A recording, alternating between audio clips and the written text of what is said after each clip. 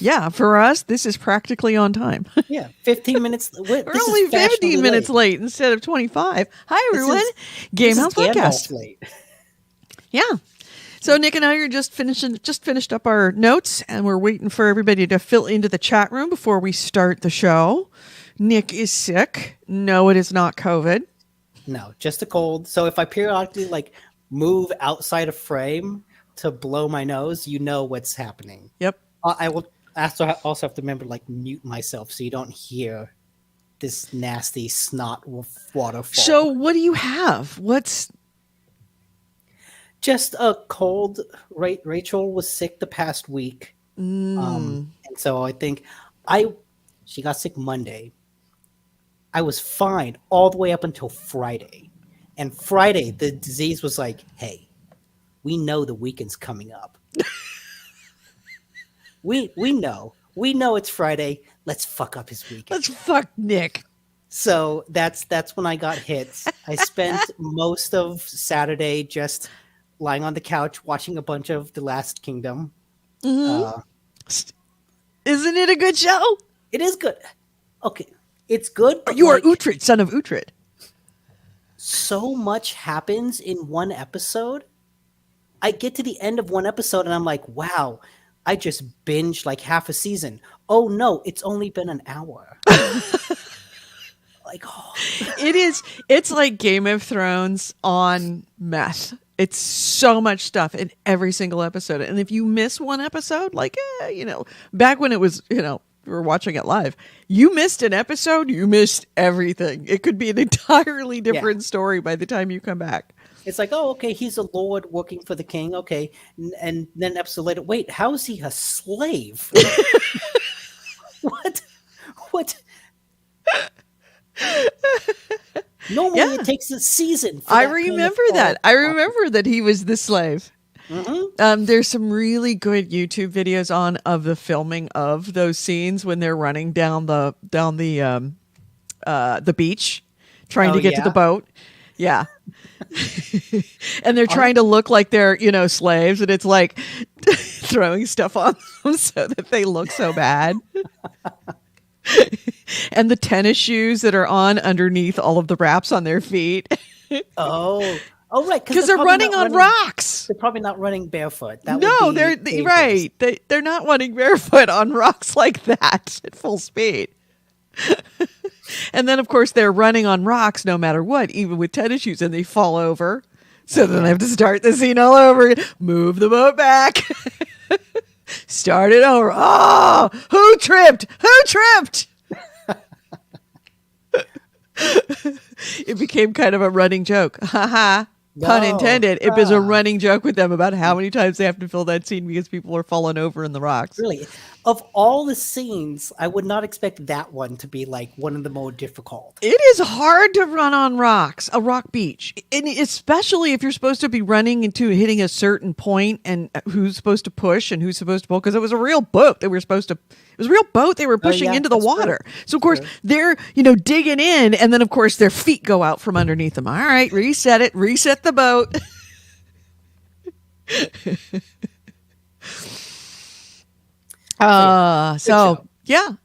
I've got nothing to report here. We got anybody in the chat? Oh, yay, we got people in the chat room. All right, so we can start the show.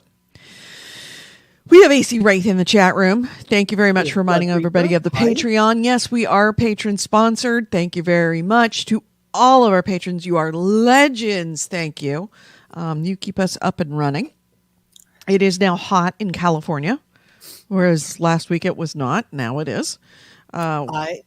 This apartment, the new apartment that I'm in, has AC. Oh, this is a revelation.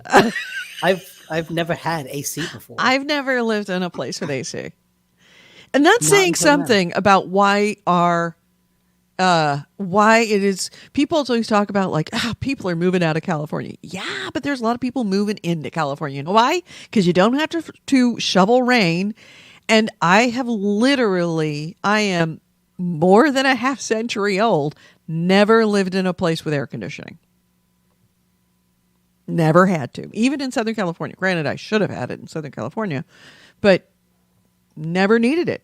We call our windows. That's what air conditioning is. Yeah. Oh, thank you for reminding me about the Discord. Hey, Blood Reaper is saying you should go to Discord, Nick. There's apparently some good stuff there. So we got a few people on. So while Nick is doing that, I don't want to waste too much time fiddling around here. Let's start the show, shall we? All right. I've got my levels. Check, checkity. Nick? Check. Yep. You got levels too. All right. Then, what am I doing? Who am I? Where's my pants? Oh, no, I didn't want to do that. I wanted to go to Essential Show Tracks. There we go. All right. Here we go. Into starting up the show. Technology, and these podcasters are big fat potty mouths. If you're younger than 18 or are easily offended, please stop this podcast now. Oh, and your mom says to take out the trash and do your homework.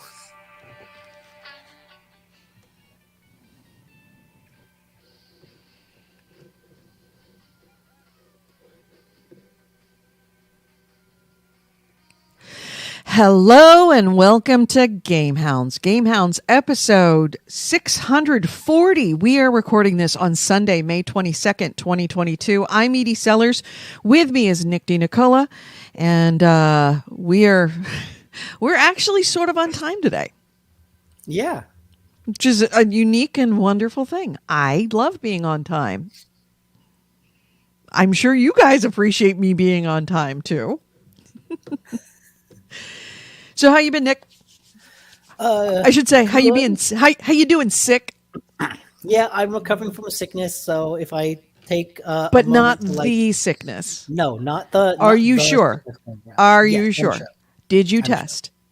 I didn't test, but I got it from the person I'm living with, and she tested. You should still test. You don't know where you got it. The fact that it's... it doesn't exactly come with a provenance. It does not come with an owner's manual or a title or registration. I also haven't kind of like left the apartment in a week. Even so, you don't know. Gotta test. If I take... Did she home test or did she public test? She went to like a... okay, so she got the PCR testing. Yeah, PCR, that's what it's called. Yeah. So like if I take a moment to mute myself and then... It's because he's Oh, gross. Ew, I can hear the snot. There we go. Now he's muted. I thought I had muted it. No. I'm sorry. Ew. So, we've got who we have in the chat room. Looks like we have Chris. Hey, we got Fighter Ace in the chat room. He says we should all die. We would all die in Florida without AC. LOL. No one ever had it.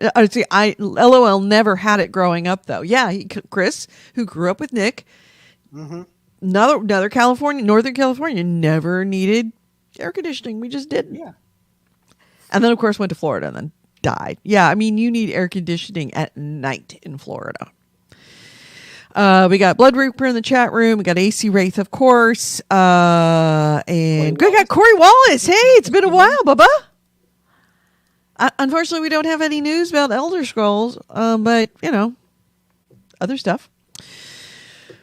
So, what have you been playing this week, Nick?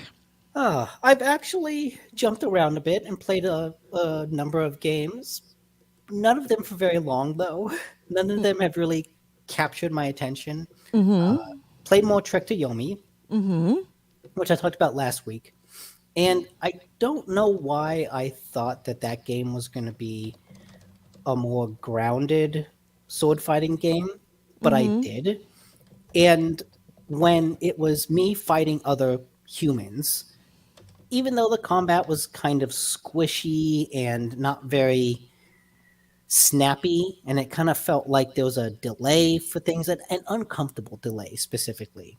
And even though the style kind of got in the way of the combat, I was still enjoying just the act of playing it, because it felt like the kind of game where I could die in one or two hits, but then the enemy died in one or two hits as well.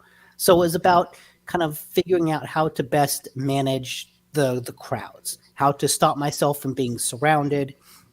If I got two guys on either side of me, I need to watch carefully to like, okay, block this guy's attack and then kill him and then quickly turn around to get the other guy's attack. And it was about that kind of crowd control. But then it went in a supernatural direction. And you could actually see that in this video where there's an enemy that looks like it's flying in the air. And I started fighting like these diseased people. And they took more hits in a way that made it just feel a little too gamey. It felt like the combat was never that good, and all of a sudden it felt like the game was asking me to do too much that the combat just wasn't built for. Well, it seems like it's an odd thing to do when you have a game that is clearly very rooted in real world samurai black and white movies, Akira Kurosawa films. Yeah. And then to turn it into something where there's supernatural stuff where Akira Kurosawa never had anybody fight a ghost, to my knowledge. I could be wrong. Certainly not like this. Then then it becomes something else. Yeah. And it seems a mismatch. Or if you're going to make it match, it's got to be a really, really good game. But you've already said that the controls are squishy. Yeah. And what finally made me lose interest is I fought this boss that was like a big monster. Oh, this isn't the boss, but it looks like here's another one. Mm-hmm. A big monster that had like area of attack, area attacks where like stuff would rain down from the sky. It had unblockable attacks. And so all of a sudden I'm trying to learn its patterns and dodge behind it so I can hit it from behind, watch the sky so I can dodge the projectiles it's throwing at me. And that's just such a very different type of fight than fighting people.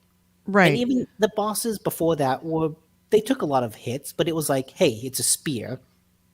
And I'm going to hit him a couple times, and then he's going to run away and have some other soldiers come in. And so it kind of continued that area combat, where it was about crowd control. Because if I hit the boss a little bit, then he would run away, and more guys would come in, and I'd have to deal with the crowd, defeat them, and then the other boss comes in again. And yeah, I was playing the game on hard, and I switched to easy and beat the boss like that. Mm-hmm.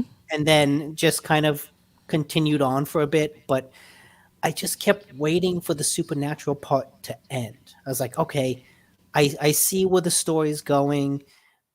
Like, just get me back to the real world. And it didn't. And I played for an extra hour or two after I started to lose interest, waiting for it to return, and it just never did. And so I kind of just quit the game and haven't felt like going back to it.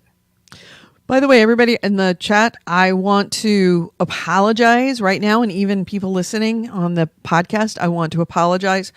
My internet for the last 3 days has been shitty. It periodically does this. It just stops working and then comes back. I am hardwired in. It's not Wi-Fi. It's not the router. I'm hardwired into my actual cable modem.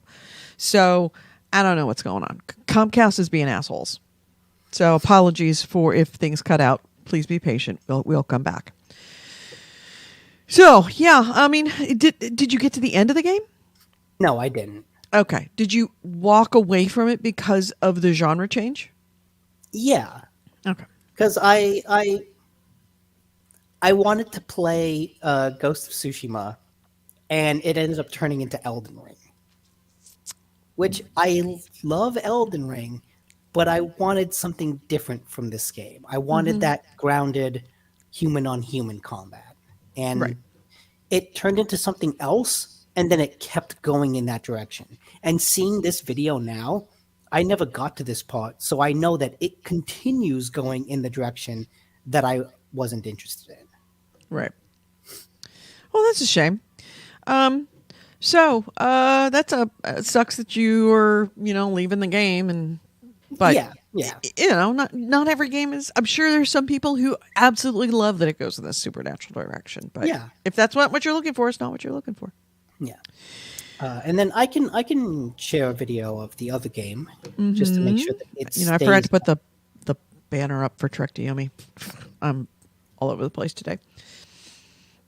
The other game I played is one called Loot River. And this is one, I played it for like an hour, and it has an interesting premise in that it's a loot-based game. It's a roguelite, but you basically run around with, I forget which stick. You run around with the left stick, but then with the right stick, you control these platforms on a river, almost like it's a sliding block puzzle game. And I'm trying to find a spot where you can actually see the pieces move. So, like, see how the platforms are moving around. Right. It's a bit Tetrisy that way. Yeah, the player is controlling that with the stick. Mm-hmm. And when you're in it, it's actually kind of cool because you start using that in combat, where if there's a bunch of people on another platform, you can slide your platform over, wait until one person steps on it, and then slide it out, and then you've only got one person, so you can pick it one at a time. That way, it's really interesting. Yeah, it's sliding platforms that you're running around through. There was another game that you played that I didn't, that had to do something like this, where you were going through a land and you had to make the pieces fit together in order to travel from one part of the story and one part of the land back the other direction. The Witness? Maybe it was The Witness. Also sort of reminds me of, what's the one with the street signs where you have to portal. The Pedestrian. The Pedestrian is another one. Yeah. That was a good game. Yeah. Same kind of concept, except these are platforms and then you're fighting on these platforms. Yeah. Unfortunately, the fighting doesn't feel good at all. Oh, darn it. It feels really, really bad, really slow, really clunky, almost like no feedback to when you hit an enemy. Mm-hmm. Couple that with the fact that in both of my runs, I only played 2 runs of this game, so I haven't played it a lot. But both runs, I got stuck on a sliding block puzzle and reset. Like, my character didn't die. I got to a point where I'm like sliding stuff around, and then I realized, oh wait, I'm sliding this, I'm stepping onto this one, sliding it around, and I'm just like doing this sliding block puzzle for 20 minutes, making no progress and realizing, shit, I'm stuck. And then like restarting the run and losing everything that I had. Oh. And I thought, wow, that feels shitty. It feels bad enough to die in a roguelike and lose your progress there. But the fact that I got stuck on a puzzle and had to reset felt even worse. And the fact that it happened twice in a row made me just like, screw this game. Yeah. I could see that. AC Ray says Throne of Blood 1957 was directed by Akira Kurosawa and features a spirit-like prophet. Yes, but I don't think that he fought that prophet. We're talking about fighting evil spirits and supernatural beings. Something totally different. So yeah, that sucks. And it almost seems like it is the worst of both worlds of a roguelike, that you can lose all of your progress from dying, but you can also lose all of your progress from failing to solve the puzzle, or that the puzzles can be gotten into a point where they're unsolvable. Like you make a mistake in that puzzle and then that's it. Yes. You're done. It's like one or the other. Either save what you had from fighting, don't lose everything from fighting, or don't lose everything, or don't lose everything from blowing the puzzle, or don't make the puzzles unplayable, like getting into a point where they can't be saved. So the way the levels are structured, you're in your hub area, the sanctuary, and then you go to the first area. And there's actually kind of a cool mechanic where there's a guy there who says, "Hey, give me," you have like 4 health potions. And the guy says, "Hey, give me some health potions. And the next time I see you, I'll give you twice the health potions that you give me." And so when you beat the first level, you see him again. And so he'll give you some potions that you can then take into the second level. And that's a cool way of like, oh, in the beginning, you want to use all your health potions for the first level. But once you get good at it, you're like, you know what? I can get through this level with only 1 health potion. So I'll give this guy 3. And then when I beat the first level, I come back, start the second one. He's going to give me 6. So it's like, okay, I'm starting level 2 with more potions than I had before. Right. It's a cool mechanic. But then the way the game is structured, you're in Sanctuary, you go to the first area, you get to the end of it, and you kind of go up an elevator and return to Sanctuary. From there, you can then continue riding that elevator up to level 2, or since you're in Sanctuary, you can go back and replay level 1. And you can kind of replay the level again and again and again. But when you replay the level, all of the blocks retain where they were before. So the first time I encountered a situation where the first time I went through it, I like got to a narrow corridor that's like 2 blocks wide. And I got on a 2 block, moved it up through that corridor, and like continued on. No problem. Went back to Sanctuary, restarted the first level because I didn't really know what else to do. Mm-hmm. Got to that narrow corridor and realized, oh, the 2 block thing that I rode up it is already at the top because it retained where it was. Right. I don't have another 2 block thing to ride. And so I just kind of sat there for a little bit trying to figure out, is there any way for me to get through this corridor? No, there's not. Well, crap. And so then I just reset because the way the level was structured, because it remembered that I had already solved this puzzle, I couldn't solve it again. Right. That sucks. Yeah. So neat game, neat premise, but I kind of I didn't like it. You just want to go back to Elden Ring. Oh, I'm feeling that itch. I hear it calling to me. Speaking of things calling to me, Crusader Kings 3. God damn it. God damn it. It's wrecking my sleep. Like I one night was like, I didn't eat dinner. I had a late lunch. I'm like, I'll just play some Crusader Kings. Play some tonight. I'm like, all right, the dogs start saying, asking me to go out. I go out. I'm like, yeah, I figure it's like, I'm kind of hungry. Maybe I'll get a little something because I don't really want a full dinner. Get a little something. Figuring it's like 10:30, walk in, it's 2:30 in the morning. Yeah, it eats your life. Again, playing on the Iron Man, still discovering mechanics that I did not know how they worked and having to figure out how those mechanics work. So is this the same Iron Man from last week? You haven't lost it? I have not lost it, although I am on the verge of losing it right now. I had a ruler, a player character that lived way, way, way, way longer than I thought. So long that his son died before he did. He outlived fucking everybody, and that was a problem. And now I am in a holy war, and as soon as I get in the holy war, where I am the lead guy, and I've redirected the holy war to fucking Norway because I fucking hate Norway. I love you, Norwegia. I love you, Ouijas, but fucking Norway in that game. Fuck those guys. They just keep coming in. I mean, I'm well into the medieval times. I am like 1125 at this point, and there are still fucking Vikings coming in and raiding me.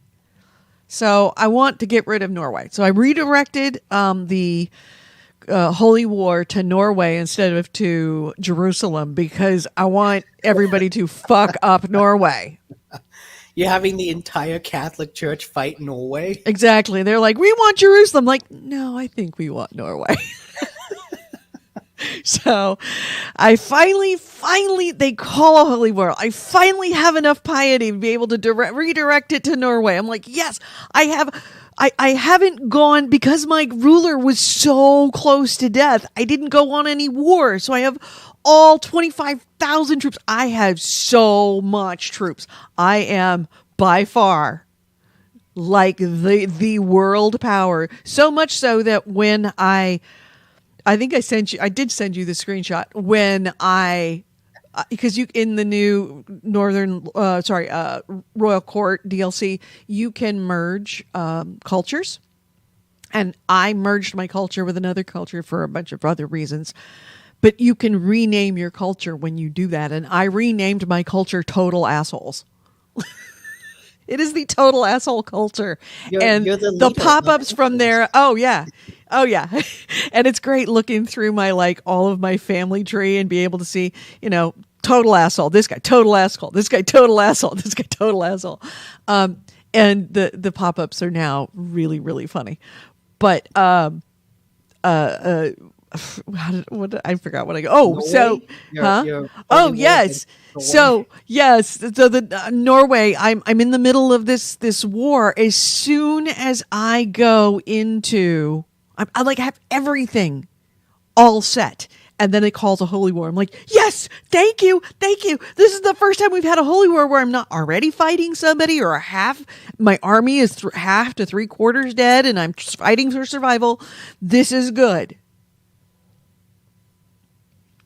And then, of course, as soon as I go on there, this king that would not die. As soon as I get my army on the other side, away from England, in Norway, my king dies. So now we've got every single one of my vassals is now trying to overthrow the heir.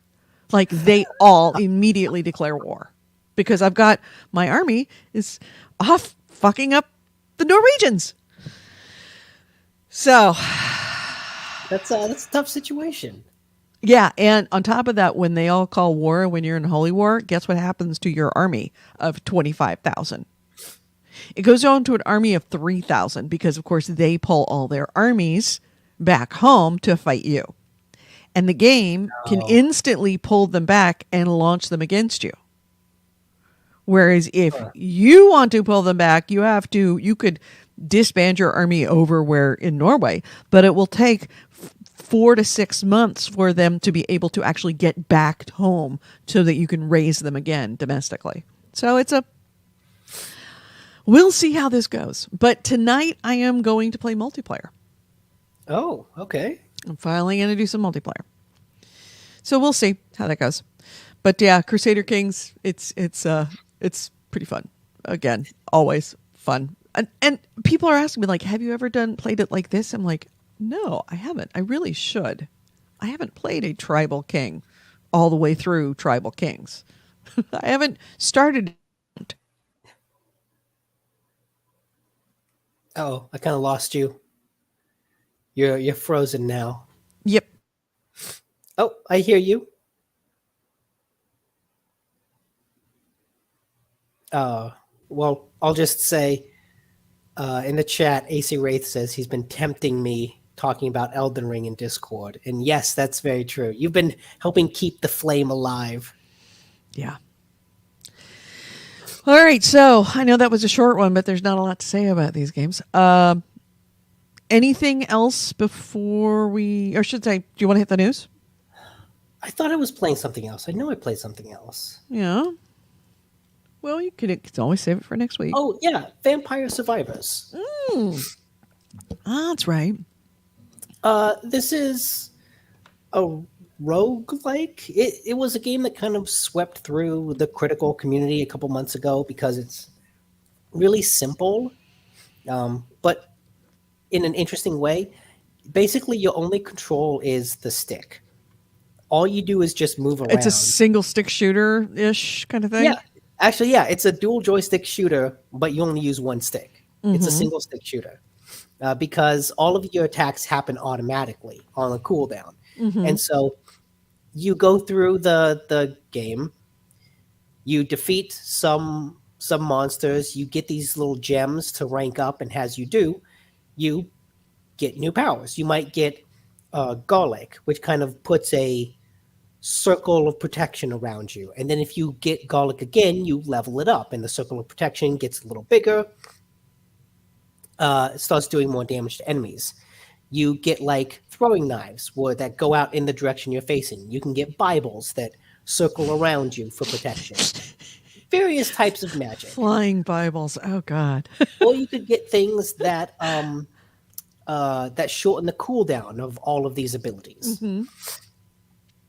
What's cool about it is that because all you're doing is just controlling the stick, you really can kind of go through it quickly. Like, it's very easy to just sit back and play for 30 minutes without thinking too much about it because it's such a simple controlling game. This reminds me so much of some of the games, and I can't think of any of them, but games from the 80s when I was a kid, when it was just literally a single red bulbed stick, and they would have these kind of games that would shoot like this. And then, if it gets overwhelming you could just clear and get out. So that is the one problem I've run into with this game, is that I feel like with a lot of roguelikes, I've played enough that I've kind of found the build that I like, in that I think garlic is kind of a super important ability to have. And so if I play for a couple minutes and don't get any garlic, I think this is a pointless run. Like, I'm not going to get anywhere near what I need to. And so it's like, I might as well just quit. Right. But it feels like I've gotten to a point where, and I don't know if I'm playing it wrong, that I'm not ranking up fast enough to keep pace with the level of difficulty of the enemies coming. So like in this video now, you can see there's a bunch of giant bats on screen. Those bats are hard to kill. There are some enemies like tiny bats. I know that, hey, if I get garlic and I level it up a couple times, I can kill the tiny bats in one hit. So if I see a swarm of them coming toward me, I can just charge into that swarm straight ahead, and I know the garlic will protect me and kill all the bats before they can touch me. But if I get into a swarm of the larger bats, like you're seeing here, I can't kill them all fast enough to stop them before they get to me. And so it gets into the situation where I'm surviving, and then all of a sudden there's swarms of enemies that I can't kill fast enough, so I'm just running from them. And I'm just trying to weave through them and live. But because I'm always running away and the horde is always behind me, whenever I kill them and they drop the little gem that levels up, it's behind me. So the way the game works is the longer you play, the more difficult it gets. Right. I think those max of like 20 or 25 minutes is like the end. And I think I've gotten up to like 16, 18. And so if you're not leveling up fast enough, the difficulty of the game really can outpace you. But I haven't really found a good way to keep my leveling up paced with the difficulty. And like I said, I don't know if I'm playing that wrong. I don't know if I need to focus on a different build, but it's simple enough that I always feel like, yeah, I've got 30 minutes. I'll pop open the laptop, start Game Pass, because it's all Game Pass, which is cool. And just play a couple rounds and see what happens. But inevitably, I get to a situation where, I'm surrounded by enemies that I can't defeat fast enough, and they just and kill me. Right. And so, yeah, it's that weird situation where I would like to keep playing it, but I also feel like I've hit this wall, and I don't know if that wall is a wall of understanding, like my build, if it's understanding the enemies, understanding some mechanic that I'm missing. I don't know what it is that's preventing me from leveling up my character fast enough to do the actual damage that you're seeing on screen here. I wish I could do this. These enemies, these praying mantises, always kick my ass. Yeah, this guy is mowing them down. So AC Wraithbus posted a link that says for an article that says 10 Minutes Till Dawn is another free offering in this genre. Okay. So if you don't like this, might try that. All right. So Nick's off screen blowing his nose. God, he is so sick. He is so sick. I am impressed that he is at this show today because normally, I mean, if I was that sick, I would call the show. So good on him. He gets, yeah, I get a thumbs up as he's blowing his nose. There's just a thumb on the screen. All right, I'm going to take that as we can hit the news. So let's hit the news. This is the GameHounds News, the news, views, and commentary of the week in gaming with gamer Edie and Nick DeNicola. And our first item is... I'll just say really quick, AC Wraith in the chat says, if you're not exploring various builds, then you're not playing the game. So maybe my typical habit of finding a couple things I like the floating Bibles and the garlic, I feel like if I don't get floating Bibles and garlic, there's no point in playing. Well, yeah, maybe this is causing you to branch. This is causing you to rethink how you play games. Yeah, maybe. Grow with it. So anyway, our first item is in the news today. There is a report. This is kind of the big, I don't want to say the big news, but it was one of the bigger news this week. There was a report that came out, and it was through an article that was in a online news source called Puck, that EA has definitely been and is possibly currently shopping itself for acquisition and or merger. So, according to this article, which was an article about Comcast NBC Universal's chief Brian Roberts and how he's kind of a wunderkind and what he might be interested in buying now, and a lot of delving into talks that he's had about different companies that or branching out of genres. One of the things that was explored in there was that Roberts and Electronic Arts were in talks, have held talks with a number of, with each other. And several sources familiar with them said that EA was persistent in pursuing a sale and has only grown more interested in being purchased since the Microsoft Activision deal. That was the moment where they were like, oh, hey, maybe we want to get in on this money train. So according to the article, Brian Roberts was looking to spin off the entertainment conglomerate, the Comcast Universal, it's got a lot of energy behind it in the entertainment world. They want to, but they've also got these other branches, the ISP, that's a big thing. The telecommunications, that's another big thing. And they was thinking of taking the entertainment side of Comcast NBC Universal and splitting that off into a separate entity with EA. So they would take NBC Universal Studios plus Comcast Entertainment's aspects of it to also buying EA and kind of making it its own thing, independent. I don't say independent, but its own division. And that plan, and they were in talks with EA to possibly purchase EA with the idea that EA's current CEO, Andrew Wilson, would stay in charge of this new multimedia conglomerate. A mega business, I guess I would call it. It wouldn't be a conglomerate, but it'd be a mega business, certainly. And the negotiations apparently fell apart over price. The EA was probably looking for Activision money.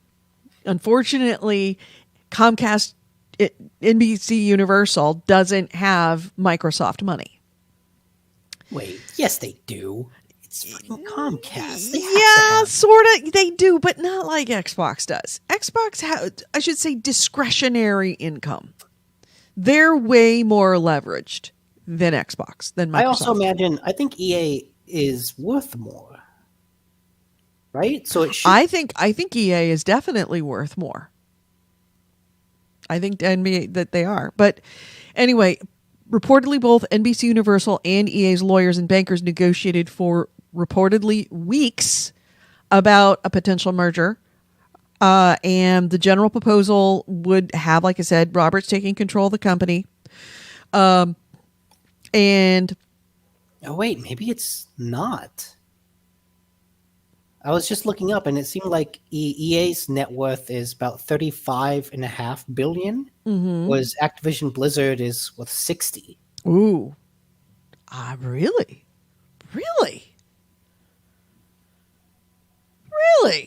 Huh. I find that very surprising. Anyway, so they were in the talks, and during the last month of negotiations, the proposal did not go through due to disagreements with the price and how it would be structured. But according to the same article, EA is still pursuing sale possibilities with companies like Disney, Apple, and Amazon.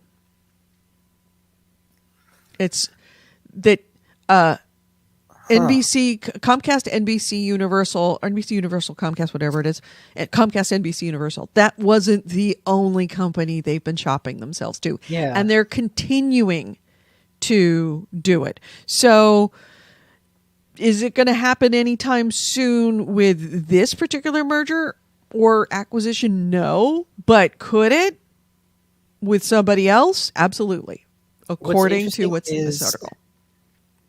Comcast seems like the most likely person to bite on that deal.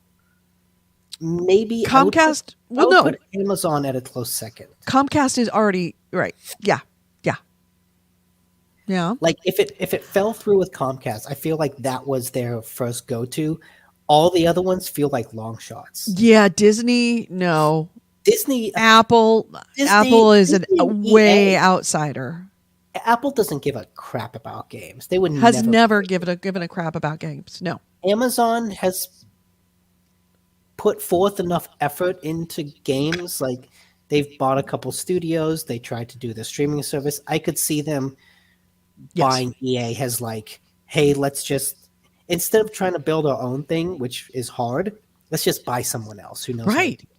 Right. I mean, one of the problems with Amazon is the lack of being able to actually produce games. And here's a company that produces a lot of games. Yeah, that knows how to do it.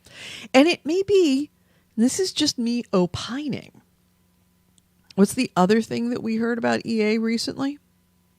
How they had ditched the FIFA deal. Yeah.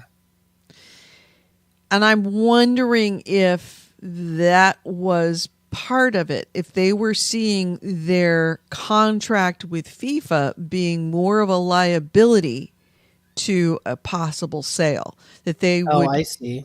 That Yeah. having that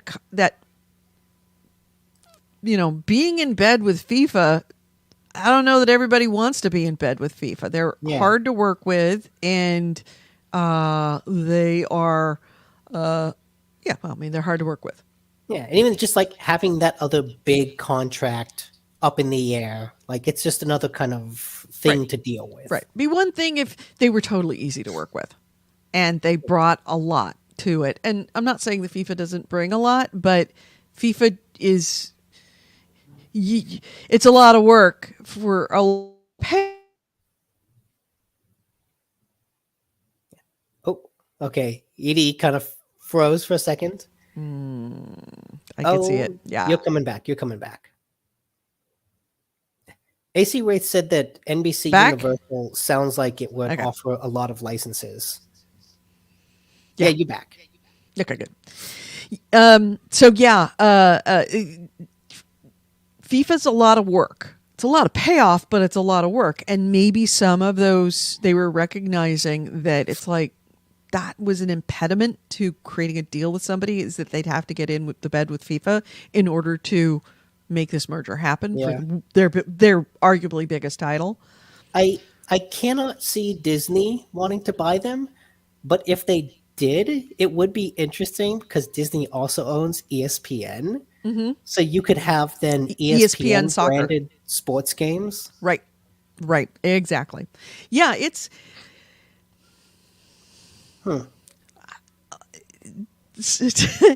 Hold this space. We may be talking about an EA sale in the very near future. When you think about it, EA has had a rough couple years. They don't really have a lot of big stuff coming out, and the two things people are most excited for, well, like Dragon Age and Mass Effect. BioWare is kind of going back to the well of franchises that people have loved instead of making something new. Mm-hmm. Well, they had some problems with that. And then one of the biggest games that hasn't paid off for them recently to go for something new. I mean, they only tried it once. They tried Anthem, but like you could try something else. But it was so spectacularly bad that they need a hit, and they know how to make a hit is they go back to their hits and make another hit. Yeah. So.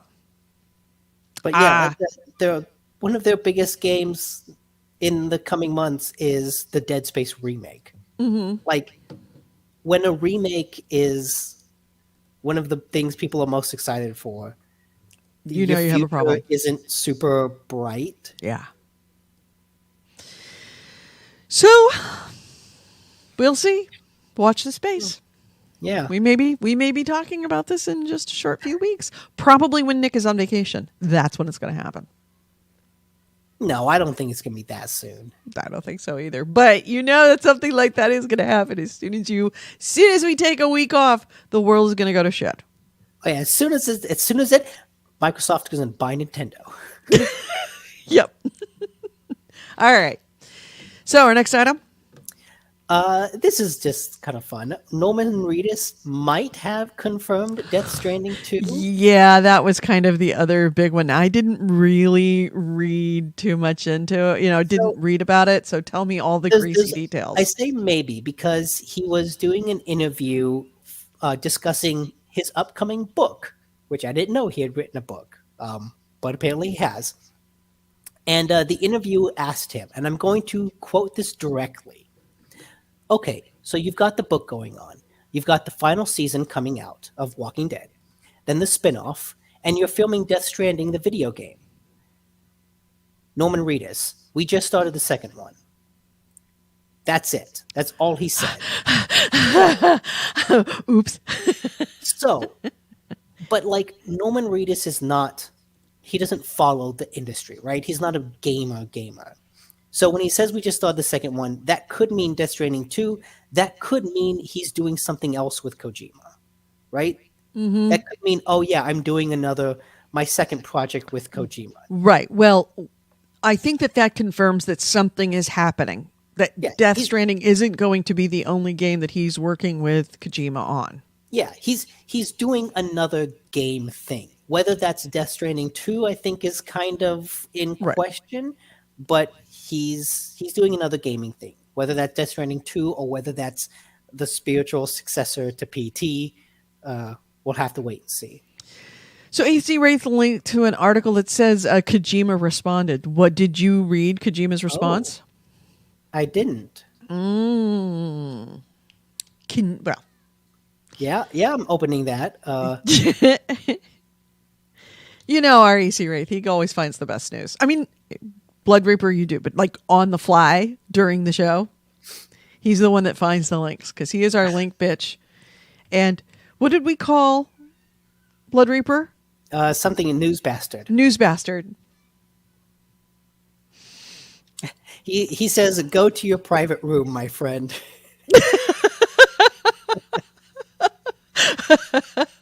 with a thumbs up emoji and a heart eyes emoji. So like, right. Well, even so, we all know what that means. It's like, I love you, dude, but you fucker. Damn it. Norman? God damn it. Yeah, there's the Twitter response. Yeah. Yeah, throw that up on the screen. Do you see the Twitter response?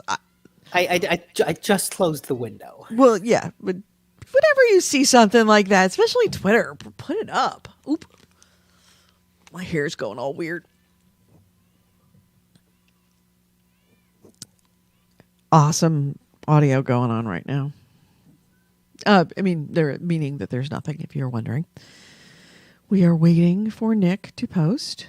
Yes, I'm scrolling, trying to find the thing. Look at the status. Look at the link that AC Wraith put of Kojima's response. It is a Twitter link.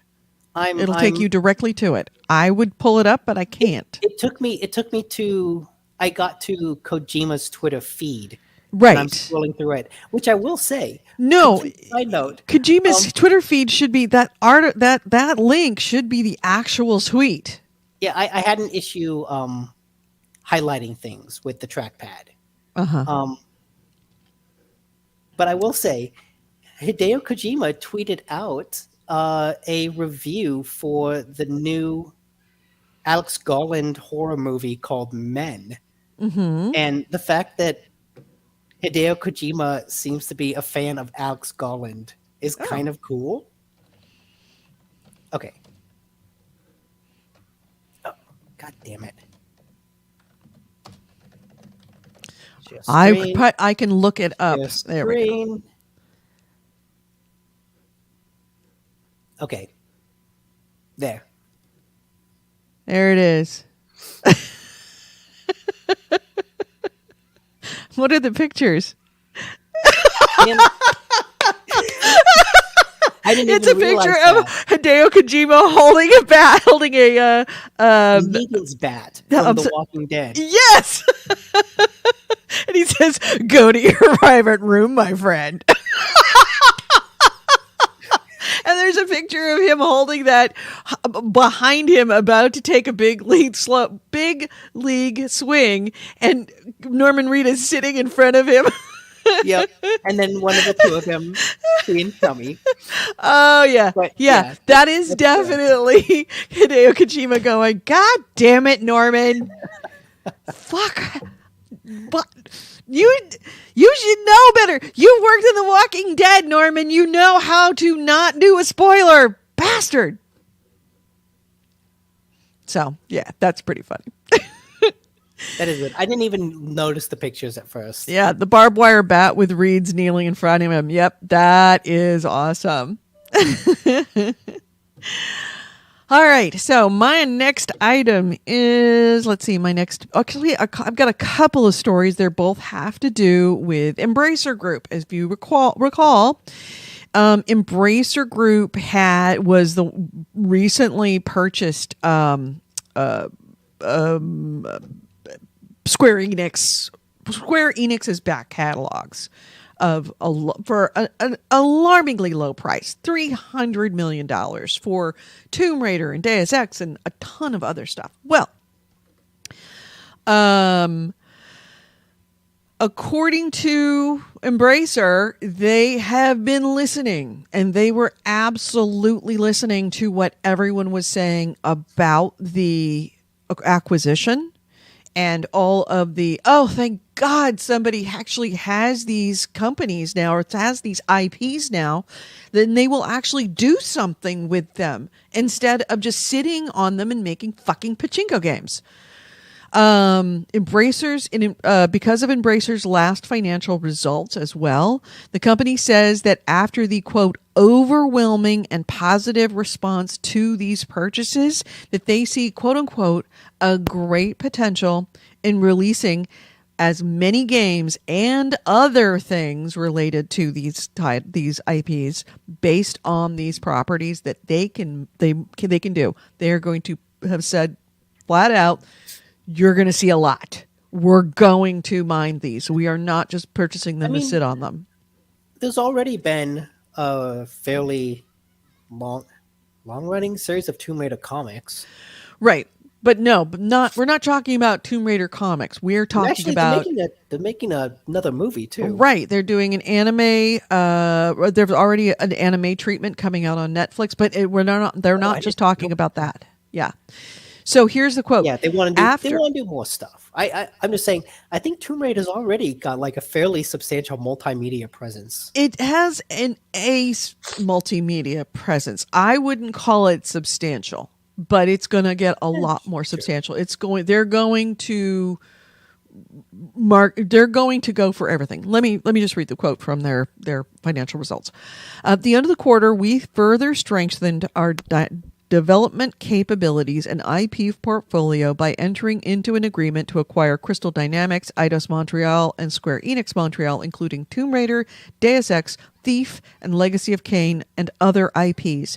The announcement got an overwhelming and positive response. We see great potential not only in sequels, but also in remakes, remasters, spin-offs, as well as transmedia projects across the group. So they're talking about more than just a comic book or a series. They're talking about the whole salami. They're doing it all.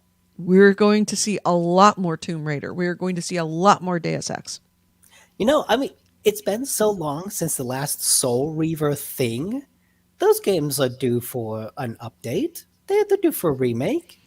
And it's not, it's not going to be just those, 5 titles that everybody's talking about. There's a lot more titles in there, and they're going to be doing them all. But hey, good. I liked the last couple Deus Ex games. They were really good. Really, they didn't get very good I think reviews. They got a good reception. It's just they didn't capture the cultural zeitgeist, but they did well. Mm-hmm. Yeah. Well, you're going to see a lot of it now. And cool. Honestly, It makes sense because with as much attention as it has received, Deus Ex has received in the last 2 weeks, probably more than it has in the last 2 years. Yeah. So, speaking of Embracer Group, in other related news, another one of the companies that they have in their portfolio is Gearbox. In its Q4 and year-end report, Gearbox's parent company, Embracer, said that the studio, Gearbox, has 9 AAA titles in the works right now. That seems like a very high number. So remember that Gearbox has not just the development part of it, they also do publishing. They did not make it clear whether it was publishing. They didn't say whether it was publishing, development, or both. But they did say at least they have their fingers in 9 new AAA titles that they're working on right now. They would have to be publishing them. Like, that's not no one studio can make 9 AAA games at once. It has to be. The only game we know of that they're actually working on, other than DLC from like Tiny Tina's Borderlands and a couple of other DLCs, is Tales from the Borderlands 2. Are they working on that? They just released another Tiny Tina update. Right. When they announced Tales of Borderlands, they said we're doing it, not the new Telltale's doing it. Right. Okay. I do like in the chat AC Wraithman said about Tomb Raider. We look forward to seeing more of this white woman stealing artifacts and wiping out indigenous culture. Yeah. She did kind of not a lie in the last game. Not wrong. So yeah, it looks like Embracer Group may be actually doing the things that we want them to, is put out games and take these IPs and use them for something. I mean, they paid money for them. Use them. Don't just stick them in a closet and say, look at our IPs. We're so valuable. No, they're not valuable if you're not making games. Well, it's also like, it feels like the return of the B-level game. Almost everything people put out now is either this A-level prestige, we want to be Game of the Year, amazing thing, or it's, a Dying Light or Horizon level 600-hour open world extravaganza, or it's like tiers of indie games. And that kind of B tier game that's like, hey, this is a cool game, but it's not something that like Back. There we sets go. the world on fire. It's just a cool game that people play and enjoy. Sorry, That has audio kind of guys. fallen by the wayside. Yeah. Well, this reminds me, and it's one of those moments when I've said something and I firmly believed it, and everybody looked at me and told me I was nuts, and then somebody went out and made a platform that does it and makes a bajillion dollars. For years, I always said when I was working on like organizations with arts organizations like theaters and things like that, you always had the theater crowd that were looking for donors. They were looking for patrons that were going to spend upwards of $30,000 to help produce a show. And it's like, rather than go for the $30,000, if you got, several hundred people to donate, or even 1,000 people to donate $100, you're going to have as much, if not more. And they all said, no, we do not want the theater to be so vulgar as that. It's like, fine, all right, I'm no longer part of you. But it makes money. It's a whole lot easier to ask for $5 than it is to ask for $5,000. Yeah, it's been interesting to see the kind of IPs that Embrace Group has been sweeping up, because they've taken a lot of those lower tier B level IPs. Exactly. And it's that same concept of, if you're going to spend that much money or if you're only going to shoot for making it high end, then, or a AAA title, or as James Stephanie Sterling says, AAA games, then you're going to miss out on a lot of money made by games not AAA, single A, B games. I mean, tons of those make a lot of money. Microsoft spent, what was it, $70 billion to get Activision, and Embracer spent $300 million to get their studios. Exactly. And, there's every possibility that the studios they bought could sell games that sell just as much as the because it absolutely. And actually, probably more so. What would you be more excited about? A new Tomb Raider or a new Deus Ex that takes it in an entirely new direction and is amazing, or another Call of Duty? Yeah, I'd be interested in Deus Ex. What's going to get the attention? What's going to get the awards? Game of the Year awards? Yeah. Probably the latter. Yeah. So The former, the smaller one, the one that's gonna Embracer really got a steal, and it says a lot that Square Enix priced that so low. Yeah, they didn't want it. It's not that they didn't want it; it's that the industry doesn't recognize the value of beloved games that we want to see made again. Well, I think also specifically Square Enix didn't recognize the value. True. Particularly, Square Enix is a perfect example of the kind of company that only wants to do AAA games.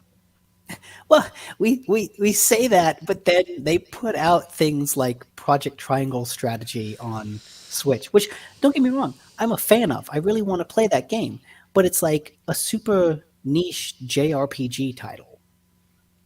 I feel like it's somebody's son. It's somebody's son that wanted to make it. They want to be a big deal in their pond of Japan. And True. The Western and US is like, hey, if you want to buy all weird ass Japanese games, you can do that. But we're just gonna make all weird ass Japanese games, and that's it. Yeah, absolutely. So, next item. TikTok is looking into making games or presenting games on its platform. This isn't entirely unheard of. There's already a game from Zynga called Disco Loco 3D. It's like a dancing game, which kind of fits with TikTok's whole thing that you can play on there. And I guess TikTok's parent company called ByteDance has a TikTok-esque app in China that already has a bunch of games you can play on it there. So this isn't unheard of. It feels inevitable, but also this is just the latest trend of people that don't have anything to do with games trying to get into games. Right. From Well, TikTok to Netflix to Amazon. It almost seems like this is a different genre of game. Like we have, PC, console, mobile, and this is kind of, they have the potential of if they frame it right, doing its own genre of gaming entirely, of social media gaming. Social media connected, social media inspired, social media embedded gaming. If you can play those games through TikTok, then I think you can play it through the app. Yeah, right. So I don't see this. I see this as actually a far bigger deal because it creates a whole new platform of gaming. It feels like the easy thing is to just make a dancing games because that's what a lot of people do on TikTok. Mm-hmm. But really what you would want is something with a lot of, I think something Gang Beasts like, that's very memeable, right? Something that you can take a 5-second clip of, share that across the platform, and have people like it. Yeah. Yeah. Who knows what they're going to do? I don't. And also TikTok being in China and being so big in China, they have a captive audience, so to speak, that there's not the social media availability in China for all companies is very different, especially American companies, is very different in China. So they may end up doing it in China and being very, very successful and then trying to bring it here and it's not so successful, but still it's a good idea because they can make it successful in China. Yeah. So my next item is, what have I got? We talked about Embracer. We talked about Comcast. Oh, tomorrow. You know what happens tomorrow? Or I should say stops happening tomorrow? What? Zynga. Say goodbye to Zynga because tomorrow it disappears. It's going to cease to exist. I thought Take-Two bought Zynga. Take-Two and Zynga is going to merge tomorrow. The stockholders agreed to the organization. They approved all the proposals on Thursday. The ink is now dry. Everything's signed. This is one of the biggest. It doesn't get a lot of attention, especially in light of the whole, Xbox Activision merger or sale. Yeah. But this is a very large.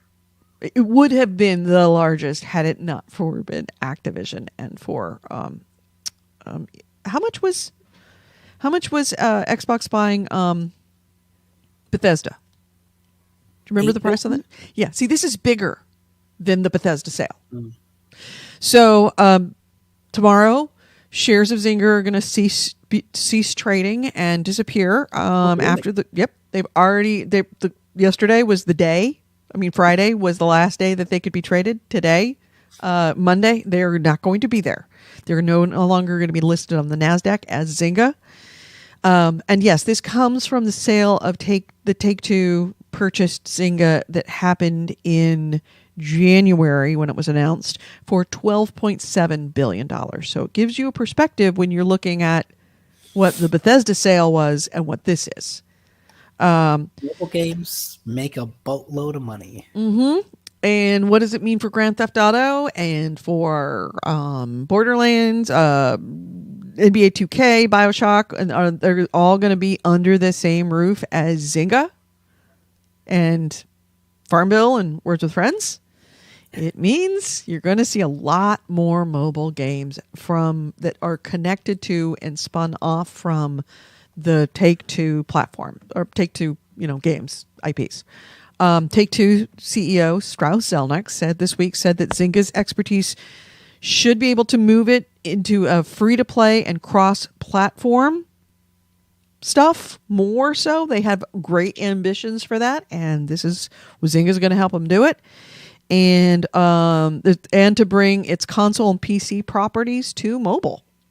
Quote unquote, this is what Strauss said. We believe that our combination with Zynga will be transformative for our company as we create a powerful and diverse portfolio of industry-leading titles while also becoming a leader in mobile games. So, Grand Theft Auto Mobile, absolutely coming. Hey, bidders, we got bidders in the chat room. Grand Theft Auto Mobile is going to be a thing, without question. I feel like they've already ported the old games to mobile, haven't they? Yeah, they did. They did. Yes, because didn't they port it back from mobile? Yeah, and that's what the remaster. That's what the remaster was horrible. Yeah. Excuse me. Yeah. But yeah, we're going to see a lot more of those. And free to plays. Or I should say, transaction. Oh, yeah. What was this thing? Paywalled. Why do we call it free to play? It's not free to play. It is paywalled. You get to play it to a certain point, and then it becomes impossible to play, and then you have to buy shit. It was like they called it recurring something payments. It was like RCPs. Mm-hmm. But hey, Strauss loves those because his bonus is tied to them. Yes, it is. And that's why it's probably no surprise that I don't know if it's connected to if one begat the other in which way, but certainly there's a connection to the fact that they're bringing a mobile company on to do free to plays. Yeah.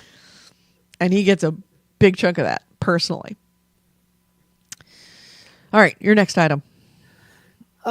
Next one. So I should have followed this up when you were talking about EA before, but EA is laying off a bunch of FIFA customer service people. Did they have FIFA customer service? I just have to wonder. Yeah, it was a bunch of people that supported live operations for FIFA.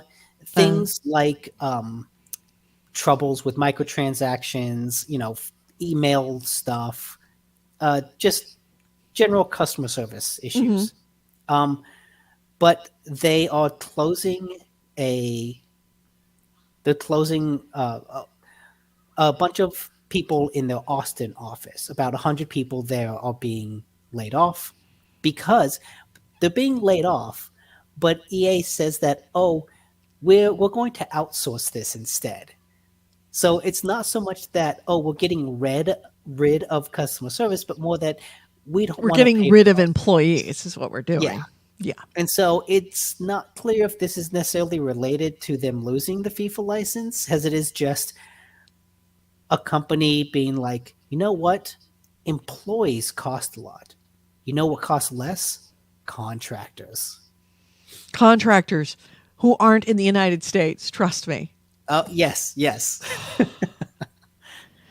Yeah, I work as a receptionist for a company, and they frequently get phone calls for medical records, which we don't have. And it's pretty much the biggest thing I do is I answer the phones every day telling people I don't have medical records.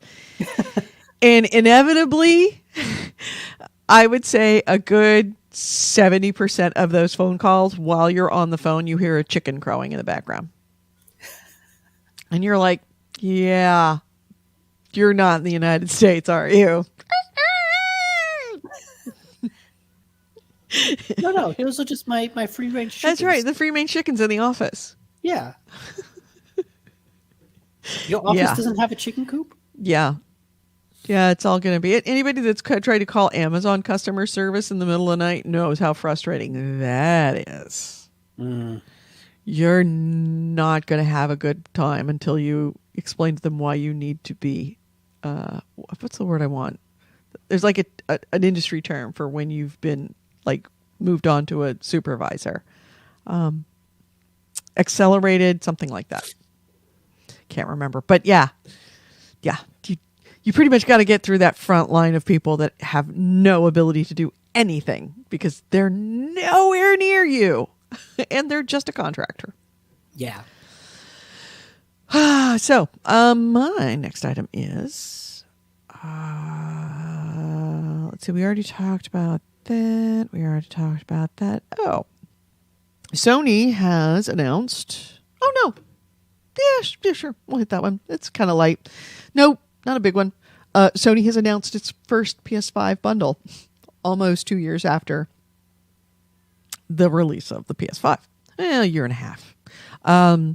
So yeah, their first bundle is not even available in the United States. I say yet because I think it probably will be. With a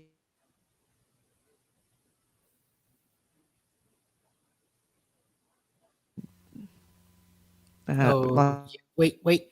Repeat the last 20 seconds. back all totally. Oh, I hate Comcast. I hate Comcast. You're back Comcast now. Okay. So PS5 bundle, the first one, comes with a copy of Horizon Forbidden West. Only available in the UK currently. Probably is going to come to the United States eventually, but at least right now it's only in the UK. If you are in the UK, then you can pick it up at Argos, Shop2, and Smythe's. And it appears that they're going to be sold out very quickly because that's what PS5s do. It's going to run you £499 for the PS5 bundle. But expect that if it's going to be in the bundle, is going to be in the UK, they'll bring it to the US. They just haven't done it just yet. That's going to happen. So if you want Horizon Forbidden West and a PS5, you can now get ready to be disappointed because you aren't going to be able to find them. Wow. What? Am I just being brutal? Something else to break your heart. Yeah, and the article that AC Wraith has posted says that the title of the article is Sony has quietly launched the latest PS5 official console bundle. Yeah, it was a super, they didn't make a big deal out of it. They just here's the bundle. Very not typical of Sony. Don't know why they didn't really make more noise about it. Attention to the fact that it's still hard to get one. Bring attention to the fact that there are millions of PS5s sitting in warehouses that people are selling it or won't sell unless you pay at least double. BGC, the website says it's probably due to shortages. Yeah, it is probably due to shortages in general. And it's also probably due to the fact that it's shortages, supply chain, transportation. I mean, it's not just shortages of the consoles themselves. It's also now shortages because it is so fucking expensive to move things around with the cost of gas. Let's face it, we're on the verge of a world war. The question is whether we're going to have one or not. We are on the verge of that. And Europe, and especially England, we over here in the United States, we've been involved in World War, but not like London has, not like Poland has. So yeah, there's a lot of nervousness over in our friends across the pond. They look at the prospect of a world war right now with a lot differently than we do over here, and for good reason. So, yeah, that's my next item. What do you got? Okay. Xbox has a patent on a new process of validating discs that sounds like it could be useful, but then also sounds like it's limited in a way that makes it very niche. Basically, the way it works is you would insert a disk into a console that has both a disk drive and an internet connection, and use that internet connection to validate your ownership of the disk. You could then download a digital version of that game on a second console. So what's unclear is whether the game would have to stay in the original console to play it on the second console, or whether like it has to be on the same account.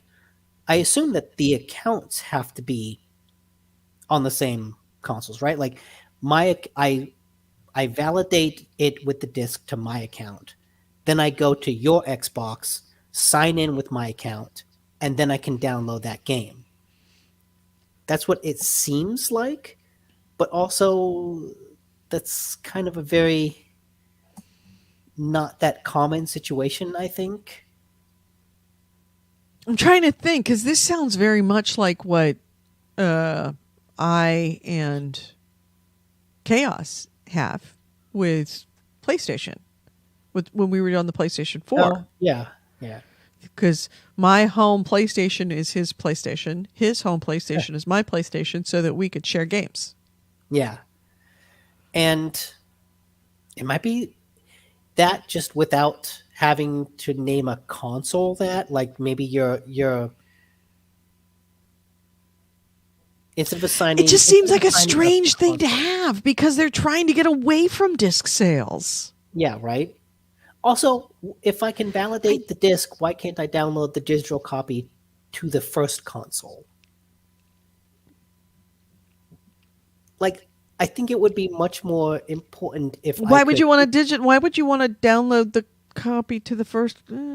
Because then you could get rid of the don't disc. Get rid of the. If I insert the disc... There's so much of this that doesn't make any sense. Yeah, if I insert the disc and validate it to that account, the hope is that, this game is now validated to my account. I can chuck the disc and just download that game whenever. The idea that I can only download it to a second console seems a little weird, but the way I guess this is written, a way unclear. to this might be a way to control disc reselling, maybe. Sure, but like the truth is, I'm going to have to read this article. No way to validate a physical disc without running into that issue.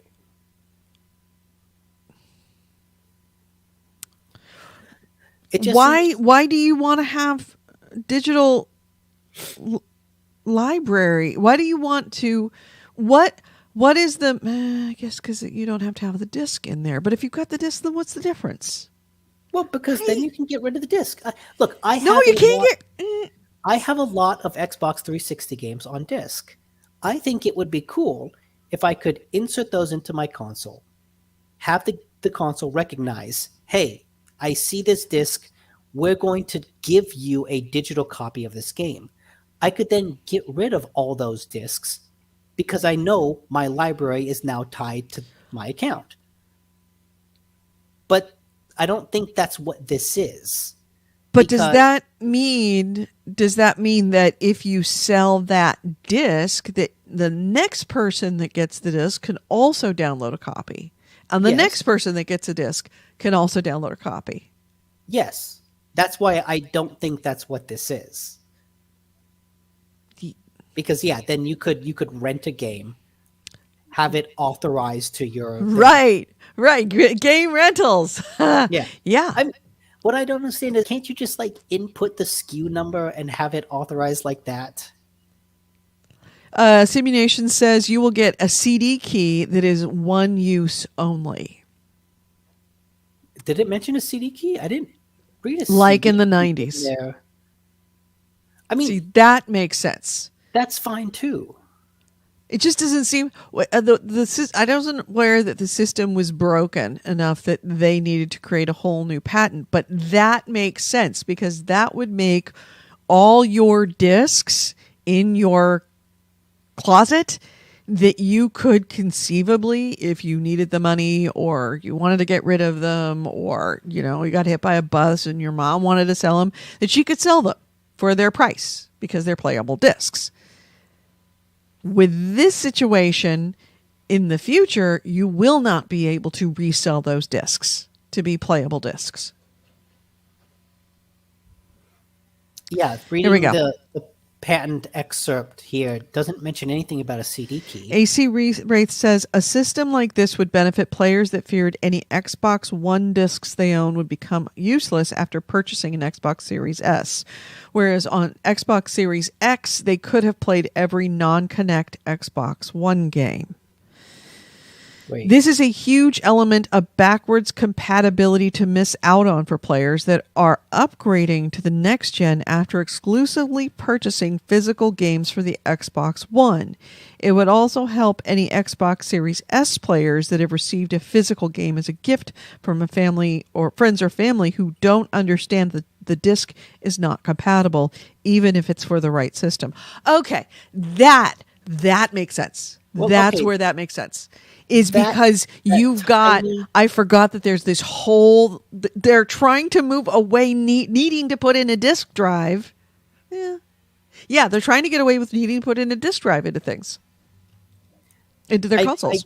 I get the very niche, I have a digital only console, but I got a game disc as a gift. What do I do with this? Or I have an old Xbox One disc that I've had and I want to play it on my Xbox I don't Series S. understand. So it's backwards compatibility. That if you don't have a drive on your new Xbox, if you didn't buy the Xbox with the drive and you've got an Xbox One game that is on disc, you can no longer play it unless it's available for download But that does mean on that, Game Pass. because- And you buy Game Pass. so in theory, I have a digital only Xbox. You have one that has a disc slot. Oh, you're digital only? No, it's a hypothetical. in theory. situation. All right. I have a digital only Xbox. You have one with a disc drive. Mm-hmm. I've got a bunch of old discs. I could go to your Xbox, log in with my account, insert the discs to get them validated, then go back to my digital only account to download digital versions of the See, game. that makes sense to me. But in theory, that means then that I could get rid of those discs. I wouldn't need to reinsert them into your console, right? You could, in theory. I would Yeah, need- but then what's to stop you from selling that disc and then Yeah. just making unlimited copies of whatever Xbox One game you had? Yeah. I don't know. Anyways, this is just a patent. There's no actual process involved. here. That's It's where the just- one-time use key comes in, that you can only do that once. I'm curious what. That you I can think only this game validate and download once. But then if you sell the disc, then it's going to have to be somebody that actually has a disc drive and can play it on the disc. So essentially creates two different classes of used discs. One that have had that validation download and ones that have not. Right? Wait, I feel like I'm about to sneeze. Okay, I thought you were reading something that was really interesting. No, I'm about Go to sneeze. I'm look also up. reading something. Look up at the sun. Look up at the sun and it will make you sneeze. No, not look out at the sun. Like put your head down. No, put your head down, look up, and then point your head at the sun, and that will make you sneeze if you're ever on that the moment. sun is like not outside the window. Just I have to get any up. bright light. If you're about to sneeze and it's not quite coming, put your chin close to your chest, look up, and then look at something bright, and it will make you sneeze. Or I if still you're didn't see outside, just anything look about- up. About a CD key. But that's the only way that it makes sense. Because otherwise you could just essentially be copying over digital copies as fast as you could sell that disc. That's not the intent. And I think that that's the thing that they wanted to prevent, is they didn't want you to be able to download a digital version, because if you downloaded a digital version for using the disc as your receipt, then you could hand that digital that disc to somebody else and they could download a digital version. Okay. This is a new system that would allow you to do it, but you only get to do it once, so that you can't just essentially be printing games. Okay, so in the Game Rant article that AC read into, it says, and I feel like this is important. This is what we've been arguing about. It says, Simulation Gaming says Nick looking into sun bursts into flames. You were saying the article says, it is unknown whether the patent would allow players to redeem a digital version of the game to add permanently to their digital library, or whether the patent would simply be the basis for an external disk drive players could purchase if they wanted to play backwards compatible Xbox One games. So what we're arguing about isn't actually explained in the patent. Right. Okay, he said CD key is an assumption. Yeah, CD key is an assumption. I think that's a good assumption because if they didn't have a CD key, you get to download this once, and then you cannot download a digital copy from, using the physical copy as your receipt. Then you could just print games all day long, every day. Just hand it over to all your friends and everybody download a copy. So, yeah. All right. Well, that's an interesting... I'm going to have to read into that a little bit more. Just to see. I mean, it's also worth saying it's just a patent. We don't actually know if it's going to be anything in the future. Yeah. I know. We've spent a lot of time figuring.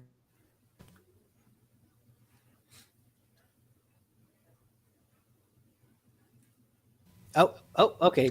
You froze again. Wait, you're frozen? And as soon as the internet comes back for Nick, then we will talk about our next item. Wait, what do you mean internet come back for me? It's internet come back for you. For me, right. No, for me. Yes. Yes. My internet is the one that's being problematic. All right. So if you were a Dead by Daylight fan, get ready. Buckle up, Buttercup. There's a lot of stuff coming. They this week had their 6th anniversary broadcast. And Behavior Interactive revealed that they're going to be releasing a bunch of different, like, Dead by Daylight flavor packs / new games. So they are going to be releasing a second Resident Evil chapter, which they would back up the one that they've already released. They're also going to be doing an Attack on Titan crossover. They're also going to be doing... And unfortunately, there was very little information about this, but this is the one that piqued my interest. A Dead by Daylight inspired dating sim. That's right. I forgot I had seen that. Yeah, it's so funny. Everybody's fucking silent about that. They're all talking about, Attack on Titan. I'm like, whoa. Back that shit up. Dead by Daylight dating sim? But everybody just conveniently forgot they said that. I think I saw...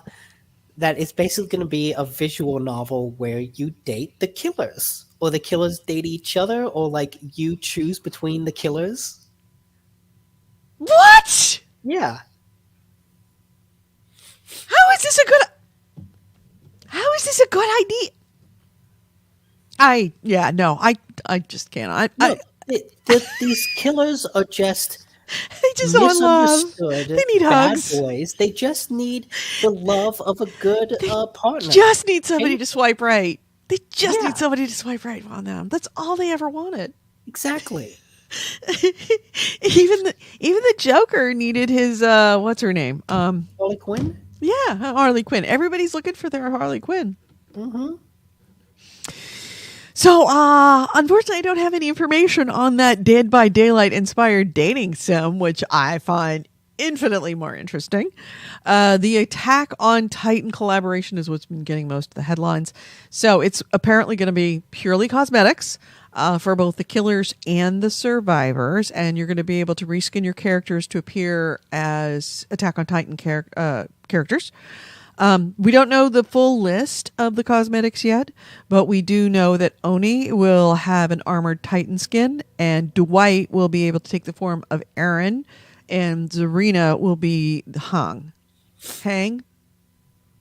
I can't remember. It's been a long time since I watched Attack on Titan. I really got to catch up with that series. I've said this before. I will start watching it when it ends, but it keeps not ending. It keeps not ending. I was like, the final season is starting. That's cool. I'll wait for it to finish, and then I'll start watching it. Then there's final season part 2. Like, okay, well, shit. I guess I'll wait for that to end, and then I'll start watching it. it ended, and now they announced final season part 3. So, Right. Well, here's my problem with Attack on Titan, why I haven't jumped in, is that when you've got a series this long, a Japanese, regardless of whether it's anime or not, but especially with anime, but even this is the same case with any foreign series that has gone on for a really long time, you start out having to find season 1 and 2 and 3. Maybe that's easy to find, on Crunchyroll or Netflix or wherever. Then at a certain point, it starts to get really fucking difficult to start finding where they are. And it's like, oh, well, these are only going to be in Japanese. They're not dubs. Oh, Funimation has season 6, but not 7. And then Netflix has season 5, but not 8. You're constantly like, okay, where's my... You have to...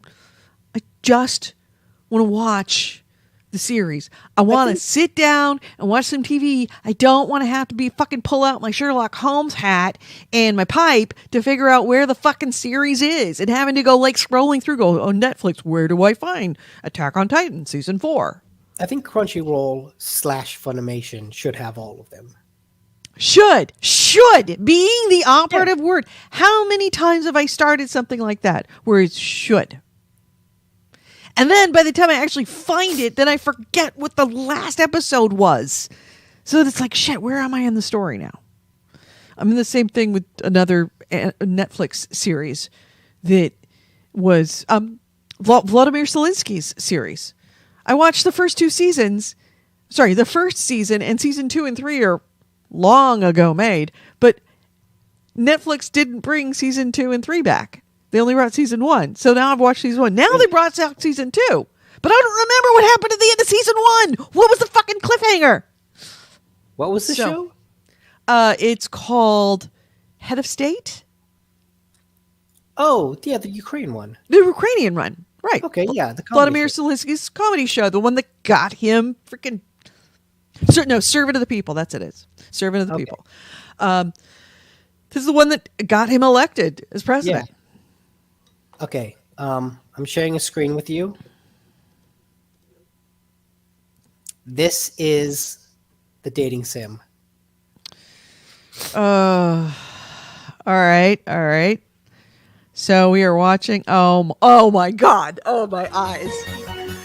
Oh no! If you're listening on the podcast, please go look this up. The Trapper, the Huntress. Can you hear the music? Yes, I can hear the music. Good.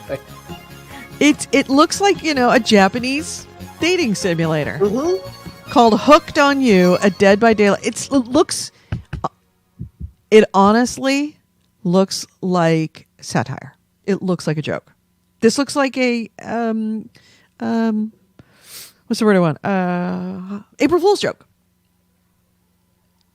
Yeah, but I guess it's real. Not, which I think is great. Hey, there have been weird dating sims. There's a whole dating sim where you dated a pigeon. Dated pigeons. I know. I played it. It's really good. It's really good. It's really good.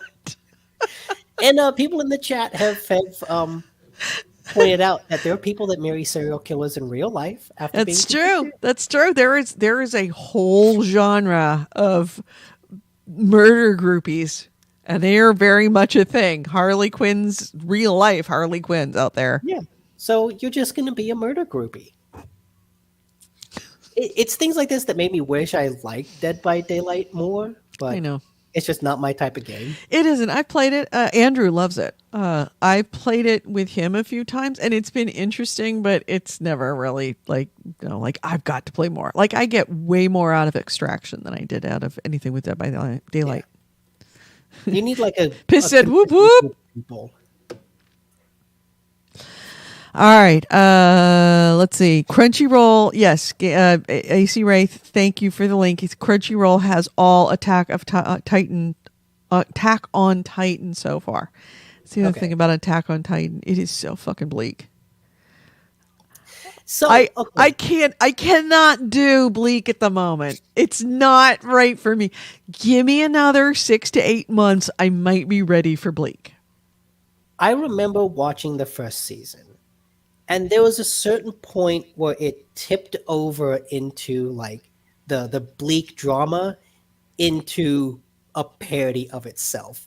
Well, I was just like, give me a break. And I just started skipping forward, like, let's get through this misery porn and get back to like the interesting political machinations. Yes. The misery porn. That's a very good way of putting it. There was a moment when, like, it's about the scout team, right? And the whole point of the scout team is that they go outside the walls that protect you into the land that's overrun by giant man-eating monsters and, I don't know, do stuff. I forget what. But, like, that's their job, right? They are going into danger on a daily basis. That is their job. And, like, something happened, a bunch of characters died, and they came back, and, like, the mother of one of the people that died is, like, screaming at the general, like, why did you let my daughter die? How could you do this? How could you? How could you? And I'm just watching it like, you do know what her job was, right? Right? Yes. When every time they would come in and people would be like looking for their loved one, it's like, yes, and it's like, how could you let them die? Right. Yes. How did he die? Right. It's like the man-eating monster ate them. Right. You know what they look like, right? They eat like 10 people every episode. It's not an uncommon thing. Why are you surprised that this happened? And it just... I should have never let them join you. I'm like, yeah. It's like, yeah, no shit. But then again, then they'd be eating you in your house. So? Yeah, and so where do you want to be eaten? That's what it comes down to. First season, whenever it got to like those high melodramatic moments, I just kind of rolled my eyes and was like, yeah, whatever. Let's just skip over this. This is dumb. None of like the suffering of the loss. Oh, human suffering bores you. Yeah. Well, I was like, it's like, okay, you're trying to milk this, but you really didn't earn it. Just skip ahead. I want to learn more about like the weird conspiracy theories about what's going on in this walled city. That's more interesting. Yep. So AC Ray said, says A Spy X Family is a great current anime for warm fuzzies. Yes, I have so many good things about that. I believe I did watch some of it, and then I never got back to it, and I think I did enjoy it quite a bit. I mean, it's like one episode coming out weekly, so I've also heard good things about My Dress Up Darling too. AC Ray says My Dress Up Darling is a fun rom-com if you don't mind some fan service. First season has ended. Oh, see, that last sentence is the most appealing to me. Yeah, that's the least appealing to me. The first season just ended? Yeah. I want something to be multiple seasons have already ended. I like coming in and watching the whole thing. Like, for example, my favorite anime by far, and honestly, watch the dub, is Fruits Basket. Oh, yeah.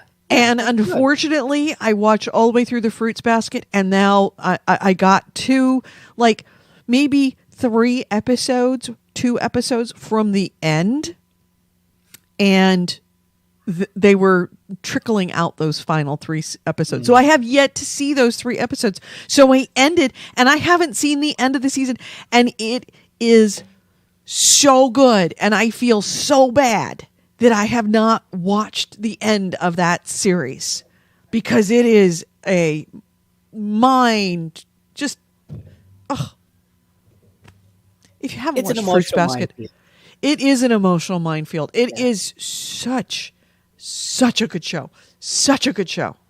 And the dub is amazing. They've done a really good job with that. Anyway, moving right along. That's our anime diversion. Yeah. Well, I mean, we knew that was going to happen when they said that Attack on Titan is going into TA. So if you like Attack on Titan, whether you watched one, regardless of how much you appreciate human suffering, whether you find it interesting or completely boring and, skip worthy, Attack on Titan flavors come into it has something for everyone. Something, right? True. You will, in other words, you play the serial killer is what you're saying. Because you're a sociopath. Yes. Look, I play video games. Every main character in a video game is a serial killer. Yeah. Nathan Drake is a mass murderer. Like, let's just admit it. Nathan Drake is a mass murderer. Yeah. And a destroyer of antiquities. Mario has a thief of antiquities. Mario has completely committed genocide against the mushroom people. Like he's just walking around and he's just jumping on them and flattening them. What a dick! He has destroyed entire animal ecosystems. The Wicked Witch was right. Yeah. I always said that was going to be, if I ever wrote an autobiography, if I ever get famous enough, that was going to be the title of my autobiography. The Wicked Witch was right. That's a good title. Yeah, I kind of wanted to do a bunch of short stories by that name also. That was essentially, and unfortunately, what was it? What was the name of the musical about the Wicked Witch? Wicked. Yeah. Hell yeah, that. This was my thought before Wicked came out, was that I wanted to write a series, essentially all fairy tales, like a whole fairy tale book, but written from the point of view of the Wicked Witch. That, because it hit me while I was sitting in line for like breakfast one morning, that in a fairy tale, I would be the Wicked Witch. I have no kids. You know, I, at that point, lived alone. Amazon guys here. I lived alone. I had no kids. I lived in an old house that was, by myself. Shaped like a shoe. I didn't really hang out with people. I wasn't real social. I was kind of, doing my own thing, and just like write it from the point of view. It's like, I don't like kids. What's wrong? What's wrong with that? I don't like children. I mean, you could do that because you don't have to just do Wicked. You could do any number of other fairy tales. You could do all the fairy tales from the point of view of the Wicked Witch. Hansel and Gretel. That's where that was the first one that I thought of. It was like, oh yeah. Oh, I just thought of another one too. What was another one? What's a fairy tale about someone? The end. To be honest.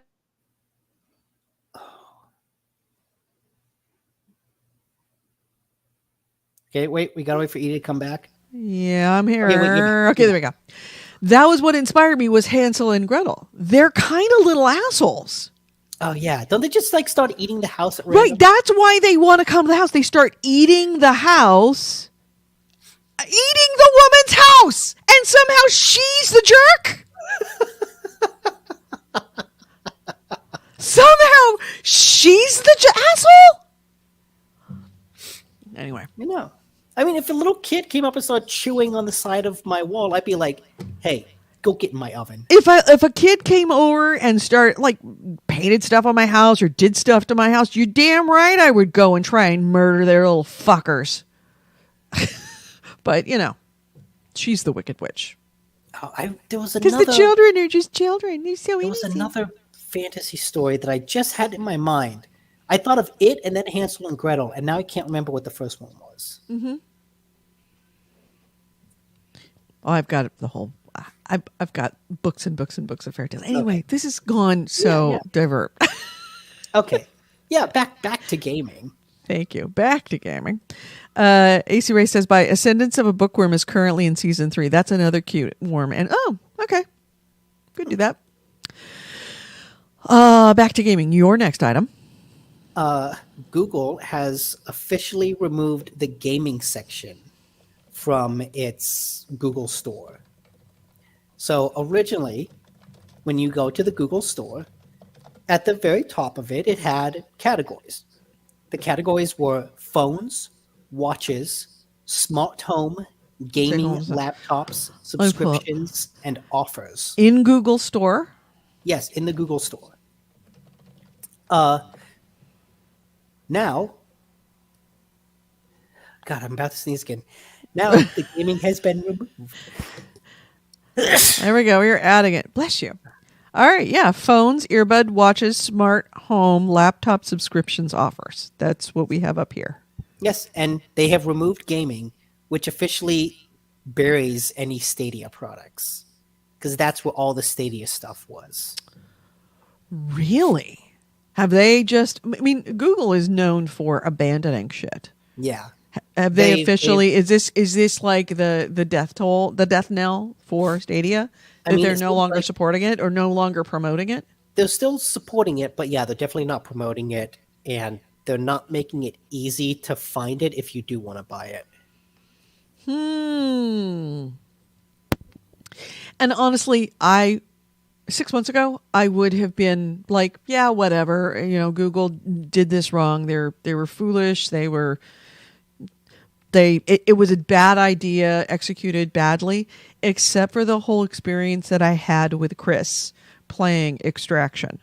That he was playing it on Stadia, living, being in hotel rooms, and it worked better than trying to actually play Xbox streaming. That no other streaming platform did as well as Stadia. And Nick is still off blowing his nose and not talking. Yes, you're right. Yeah. Actually, Google's technology was superior. Yeah. It's just like everything around it. Well, again, we'd said it before. It feels like they gave up before they even started. Yeah. Which is weird because they had generally good technology. Yeah. So who knows? Well, it doesn't mean we aren't going to see it again. We could possibly see it again. It could come back as in some other iteration. That's the thing about Google, is it's big enough that they can stick stuff in the like Valve. They can stick stuff in the closet and pull it out when they need it later. Yeah. Something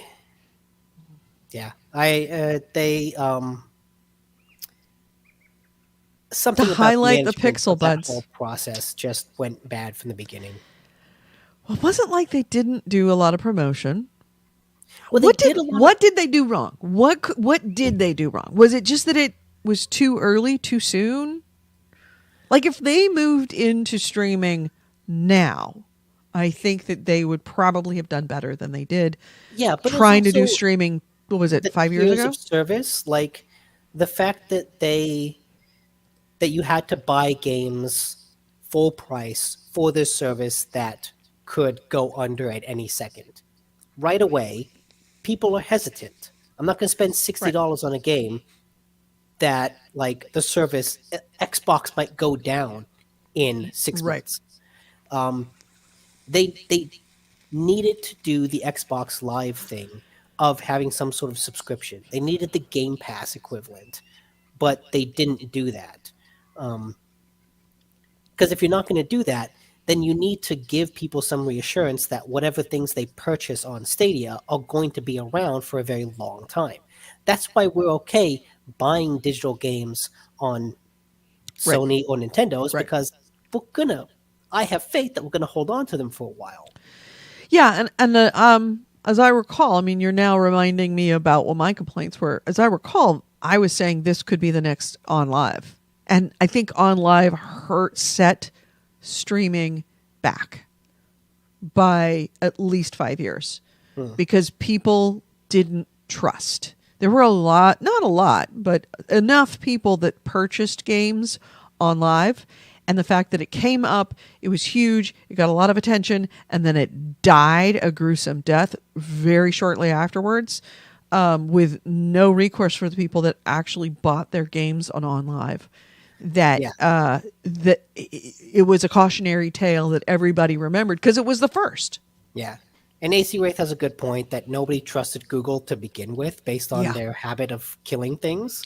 But on them doing exactly what they're doing right now. Yes. And he also mentioned previously the thing that Google didn't do from the beginning that should have is stuck it in smart TVs.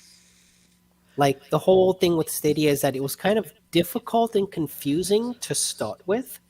But if they just updated, they just need to have like a Chromecast thing that you bought. You plug it in and you can play Stadia, or just have it an app on any other smart TV service that you can download. Well, I think that might be. Oh, sorry, got the hiccups. I think that might be some. God dang it.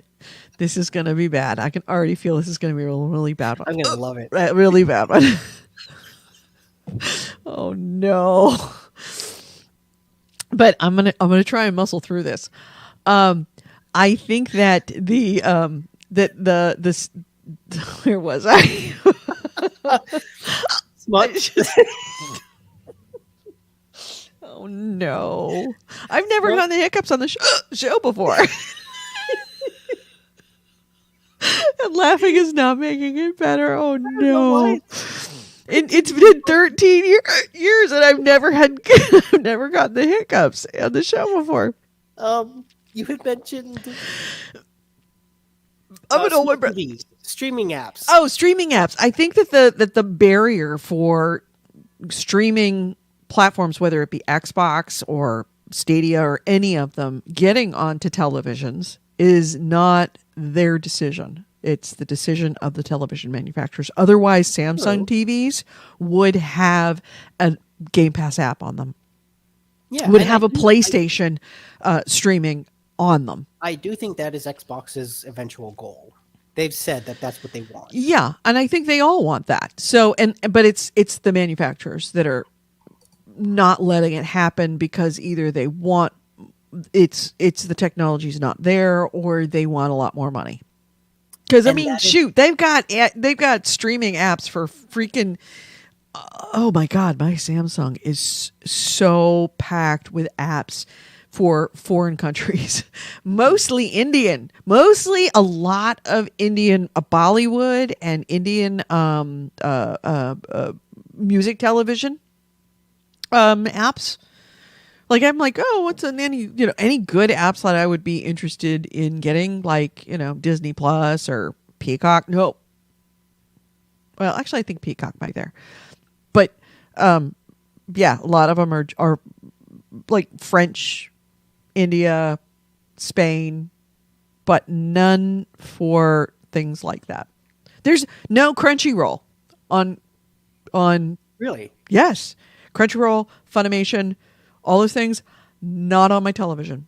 Not on my Samsung. I think that they're much harder for American market stuff. I know those are on Roku. They might be on Roku. They're not on Samsung TVs. But like that's something Google should have figured out. If they were serious about making like a streaming game thing as a service, that is one of the significant first steps. But they launched it in a beta version without calling it a beta, and then didn't really give it time to grow. Right. All right. So, do I have any more items? I think that I've gone through all my items. Any more for you? Yeah. Okay. Let's get into the happy, fun stories that don't require any controversies. Things like abortion. Everyone can agree about that, right? Yeah. So, sure. This is coming after Sony's CEO sent out an email previously that was like, hey, I understand, people are upset about the Supreme Court decision leaking, things like that. And it was already kind of a tone deaf, like both sides Izzy email. And then he launched into like 5 paragraphs about what his cats are doing. And so that upset people, although I've also heard has a follow-up. It's not unusual for him to launch into 5 paragraphs about his cats. Which, okay, I sympathize with. But following on the heels of that, Insomniac Games, which is a Sony first-party studio, is going to donate $500,000 to reproductive assistance, the Women's Reproductive Rights Assistance Project, WRRAP. And then Sony is going to match that with a total donation of $100,000. So $150,000 in total for for abortion rights.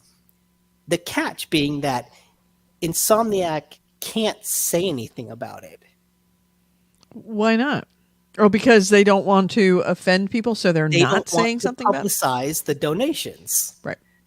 And so basically, this comes from the Washington Post that Insomniac employees are forbidden from explicitly mentioning Insomniac or Sony should they decide to retweet any announcements that the WRRAP might make. Oh, wow. Yeah, it's a tough situation because one side is absolutely not afraid to say that they are very supportive of that side. The other side, because of the nature of it, are very hesitant to put their allegiance out. to put their support because they're A, afraid of being attacked, and B, they're afraid of customer and public repercussions because of it. It's a lot like being an atheist in this country. There's a lot more atheists out there than you think. Why? Because atheists don't tell you they're atheists. Yeah. They just know they're atheists. And so what's also interesting is this is all coming on the heels of Bungie, which was recently bought by Sony, coming out very, very much. And based in Austin. Oh, is Bungie based in Austin? I believe Bungie is based in Austin, isn't it? Okay. I'm not sure, but I know they came out very, very strongly pro-abortion rights. And their Twitter actually went back and forth with people who were like, oh, you're a game company, just stick to games. And I'm sorry, they're in Washington. And the Twitter account was like, no, we're going to stand up for our employees and their rights. And actually got into it with users. That studio is now going to be under Sony. And they have tweeted out since then, like, we're Bungie, we believe what we believe, we will not be muzzled. And so in the wake of the Buffalo shooting that just happened, the Twitter account has even gone on to say that, like, oftentimes these types of racist attack begin with online communities that are used to radicalize individuals. Right. So, Bungie, or at least Bungie's Twitter account, being very outspoken about its politics is going to be interesting to see what happens when they get fully owned by Sony, which seems completely hesitant to mention anything about politics. Mm-hmm. Yeah. AC Ray says, skeptics tell you that they're atheists and are loud enough for the rest. No. There are a few very loud atheists, but if you actually compare the number of loud atheists versus the actual number of atheists, and then compare the actual number of loud theists compared to the number of theists, then you're gonna see that there's a lot more atheists that don't talk about it or don't bring it up. Yeah, a lot more loud theists. Yeah, but also this also was referring to the headline that you just had up.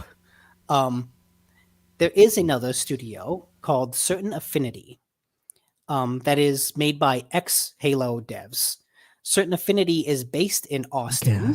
I'm sorry, what was the name of the studio? Certain Affinity.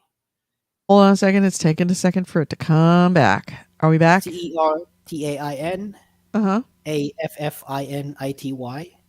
What was the name of it? I'm sorry, the internet went down. There's another company, you said, and then the internet went down. Certain Affinity. Certain Affinity, okay. Made by an ex-Halo developer based in Austin that has said that they will pay for employees' relocations about things like abortion rights or trans care. Basically, a game studio based in Austin, Texas, will pay you to relocate what is likely out of Texas. Mm-hmm. I think Tesla is doing the same thing. No, I remember Musk was like, "Oh, we're going to open a factory in Texas," but I don't know if he actually did anything about that. No, some big company. I've heard on the news that a lot of companies are either subsidizing moves from Texas and other states where there's been all of this new legislation, whether it, like you said, whether it be trans, whether it be abortion.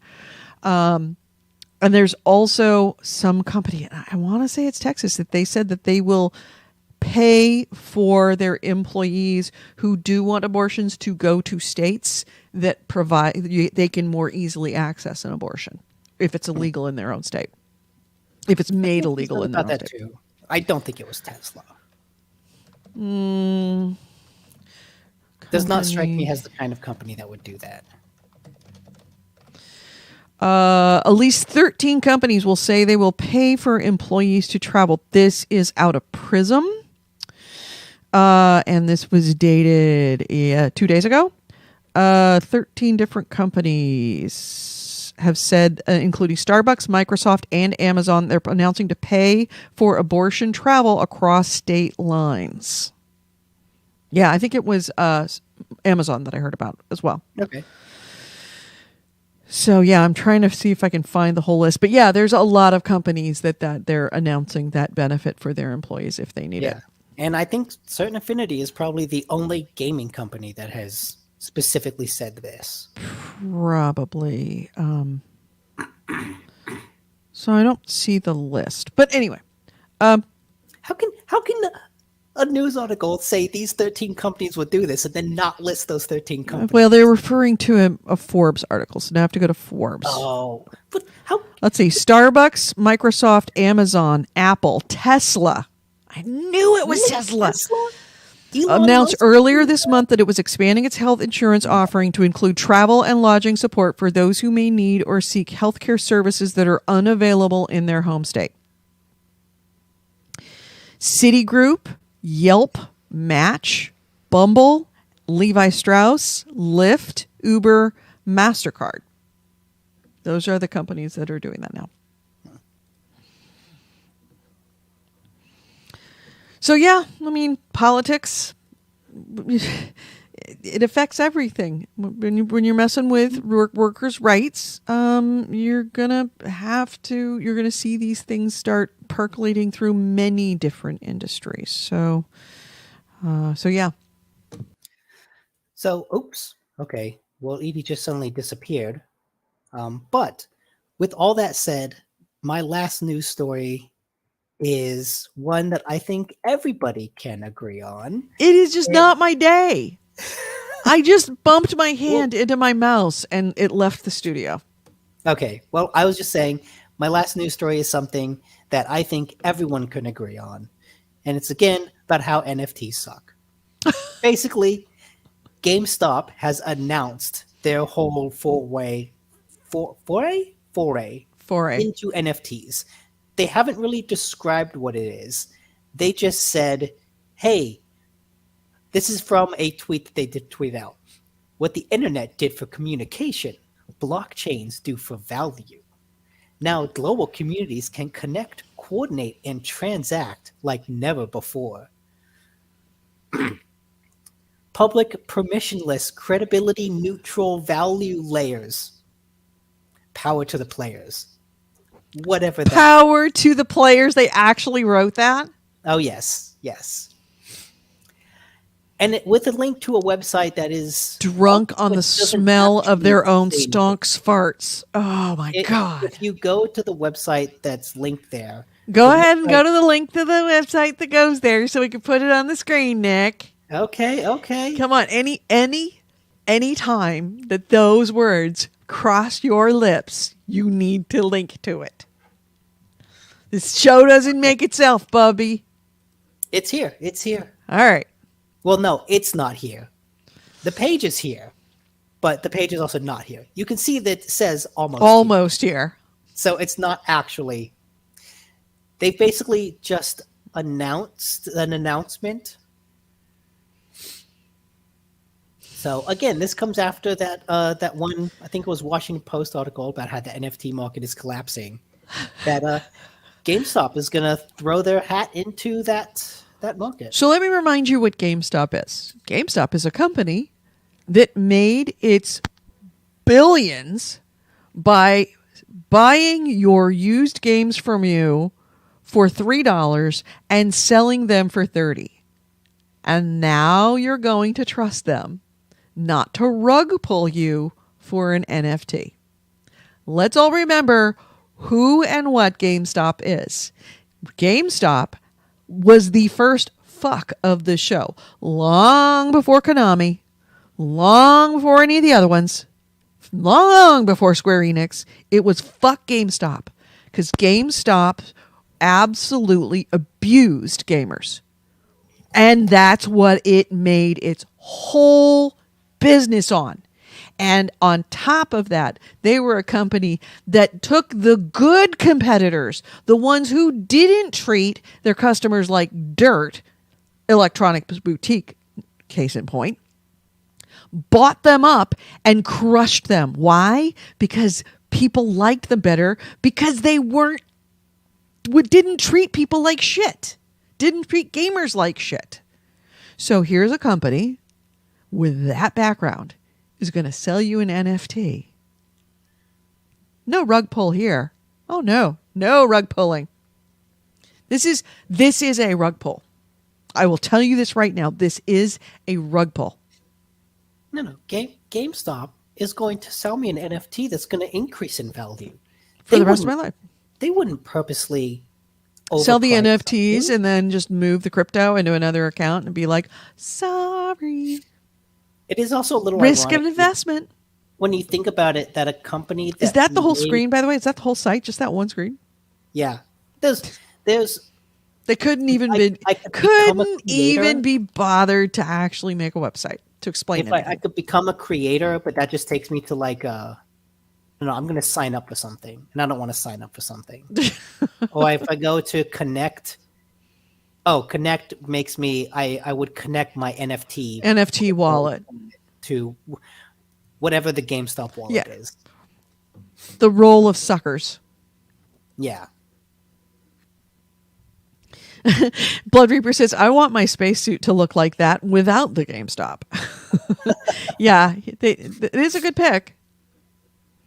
Yeah, I was going to say, it's ironic that, or maybe it's not ironic, I don't know. The company that made its money overpricing old stuff is now going to sell you. No, underpricing the games that it bought because there was no other place to get rid of them. Yeah, but then they overpriced used games, right? There's a used game that's $55. Right. Yeah. But that was also, well, they made the market, and they made the market by crushing all competition, by purchasing the competition and putting them out of business. Essentially, it was a monopoly, and they knew it, and nobody stopped them. Do not buy this. Unless you just literally want to throw your money. If you want to, here, I have a recommendation for you. If you okay. really have that much And I money, throw my money at something. right? If you My have, gift, take my money. you know what you could throw your money at. Although I forgot to check on Friday, even though I saw the alert come up, and I'm like, oh yeah, I got to remember to do that, and then forgot to do it. You could throw it at a gold-plated Wii. Oh yeah. How Okay. much is it? Bring it up. I should really have had this as a banner. All right, it is the gold-plated Wii Watch. Holy shit! That thing jumped in price. Yeah, I told you it was somebody was going to snipe in the end. Bring it up. It's up. What is it? $20,000. $36,000. Yeah, I figured. Okay, a week ago. What was a week ago? I checked it on Monday. It was $3,000 the first time we checked. I think it was $5,000 or $6,000 after that. AC Wraith would so the remember. 15th, it was 5,500. Mm-hmm. So then it went 600 to 65, 775. Nobody bids until the last minute. Okay, When did it? Yep. May 21st, yesterday, Mm-hmm. it goes from 7,000 at 12:15 a.m. to 30,000 at 8 p.m. Yeah. So over the course of about, what was that, 8 hours? Yep. That's how auctions work, like that. Yeah. It went from 7 to 30 in 8 hours, and then the final winning bid jumped it up to 3,600. 36,000. Oh yeah, 36,000. Yeah. That doesn't. It's also interesting looking at it. Throughout most of the afternoon, it went up in $500 increments from 95 to 10, And then the whales walked in. and then it started going to 1,000, from 10,000 to 11 to 12, 13. Then it jumped from 20 to 22, 24, 26, 28, 30, and then someone just like, fuck it, 36. Right. They said this is my top price. So obviously too late. It's already sold, right? Yes. Okay, so you can't throw your money away that you want to waste on that. So let me make a recommendation. If you do have spare money to throw away at a GameStop NFT that you're going to lose, you are going to lose that money. Might I recommend is you instead give it to us, where we will actually use it for making something. You will actually see your money at work right here, right now. That's exactly what we're doing. So, yes, patreon.com/GameHounds. We only ask for $1 a month. It's that's what we need from anybody, if you have it, to be able to subsidize and pay for all the subscriptions that are required for the show. That being said, if we had more than $1 a month, we could do a lot more. Just saying.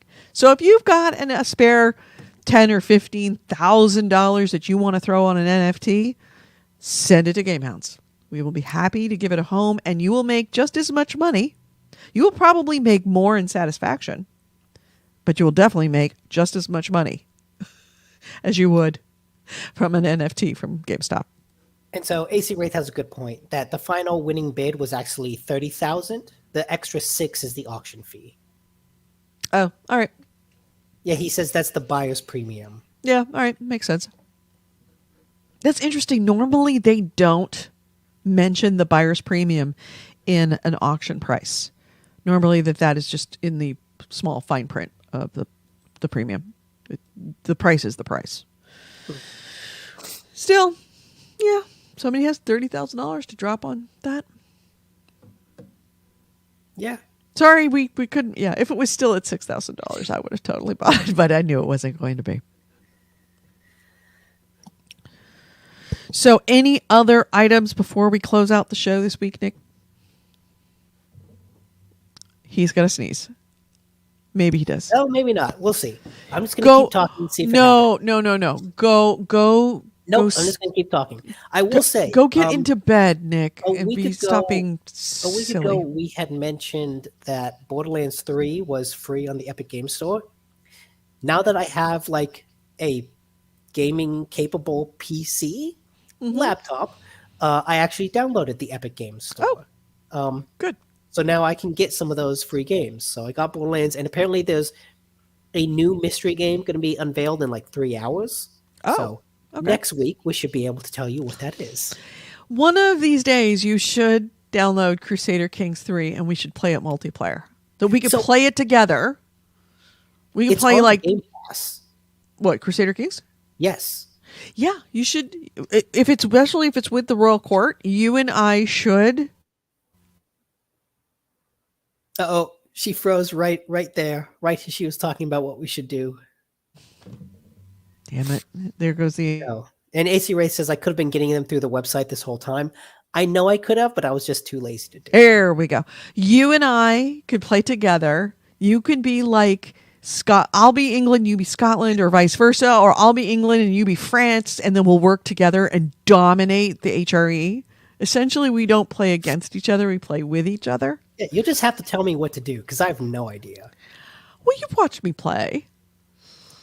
I remember trying to play Crusader Kings 2, and I didn't know how to like make the turn go.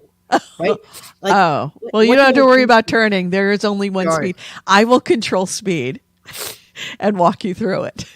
But like, I remember I went through a whole tutorial of like, this menu does this menu does that. And I'm like, okay, I spent 2 hours doing that, got into the game, and I thought, I don't know what to do. I don't know what like the first step is. What I do, I just hit play and I watch things happen, and I thought, I don't know how to affect any of this. I will absolutely walk you. Crusader Kings, I never played 2. 3 is apparently more accessible than 2. Okay. But I will absolutely walk you through how to do it. We could play it together, and I will protect you so that you don't get beat by your neighbors. Like, I will be your alliance. We will make an alliance with each other. You'll be my shield. I will be your shield. I will be your shield and sword until you can figure it out. Okay, you know what? I'll download it do Game Pass tonight. Oh, okay. I'm playing it with.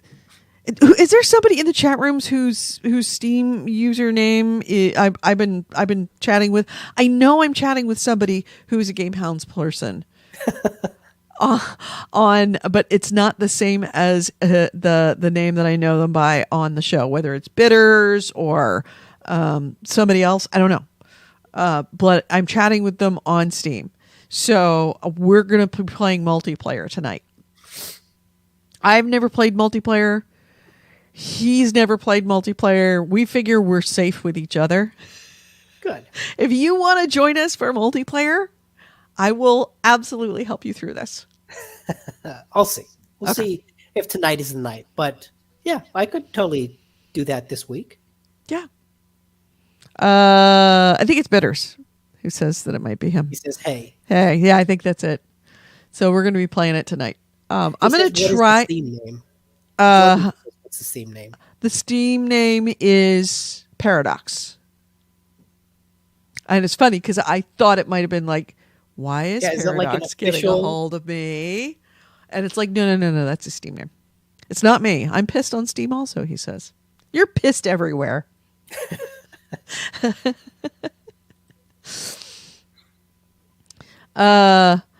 It is Crusader Kings. And this other person is playing a lot of Crusader Kings, and he's struggling. And I think I might. Well, I mean, that's the thing with Crusader Kings. It's there's so much to know. No one person knows everything. So, all right. That being said, let's close this out. Okay. You've been listening to GameHounds, episode 640. We did record this on Sunday, May 22nd, 2022. I've been your host, Edie Sellers, and with me has been Nick DiNicola. Ways to get a hold of us. Sorry, I'm reading stuff coming up in the chat. Ways to get a hold of us. GameHounds.net is our website. GameHounds@gmail.com is our email. We record this show live every Sunday from 2 p.m. or at 2 p.m. Pacific, 5 p.m. Eastern, here on Facebook, YouTube, and Twitch. Facebook and Twitch, we are the GameHounds, all one word. YouTube, we are GameHounds Vids, as in videos, VIDS, and it's all one word, GameHounds Vids. Please feel free to join us live. This is the best way to see it. Now, if you can't do that, that is fine. We do this show as an audio podcast as well. You can download that on iTunes, iHeartRadio, Spotify, Google Play, Audible, all of your podcast platforms. If you have a podcast platform that you like and we're not on, please let me know. We will get it on there. But feel free to join it. And if you're listening, whether you are watching on Facebook, watching on YouTube, watching on Twitch, or listening on any of those platforms, please don't forget, give us a like, a thumbs up, a star, a heart, whatever they're asking for. Do give us some kind of an appreciation because it does help us quite a bit with the algorithms so that more people can find us. Thank you so much for listening, everyone. Thank you once again to all of the legends who are our patrons. Without you, there would be no us. Patreon.com/the GameHounds to become a patron. Have a great week, everyone. Please be safe out there. Start wearing your masks because, it's back. And wash your hands and be safe. Have a good week, everyone. Bye. Bye.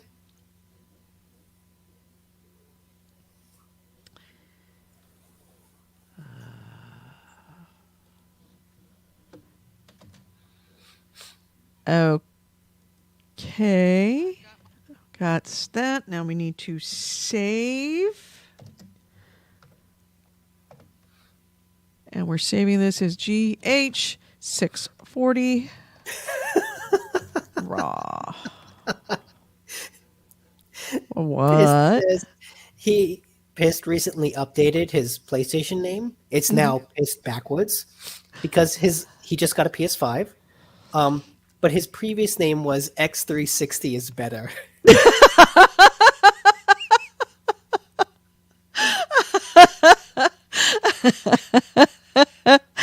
That's funny. Actually, I think Xbox X360 is better. Should have been your permanent name into perpetuity. I love that. It was a great console. Red Ring aside. It was.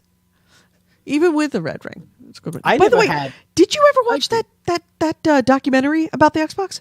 No, I didn't. You have to watch Tell me that. about that. I forgot the name of it.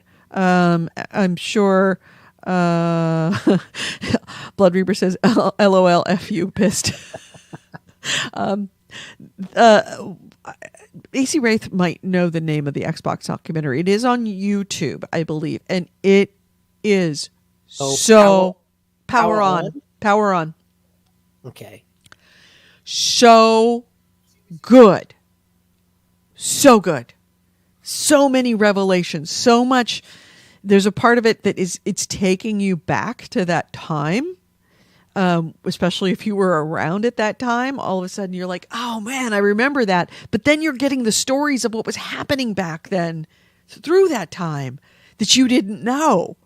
Like, especially with Halo, like all the shenanigans that went into the whole concept of Microsoft making a gaming console and how that happened. Yeah, I remember like it was so weird to think about back then. Right.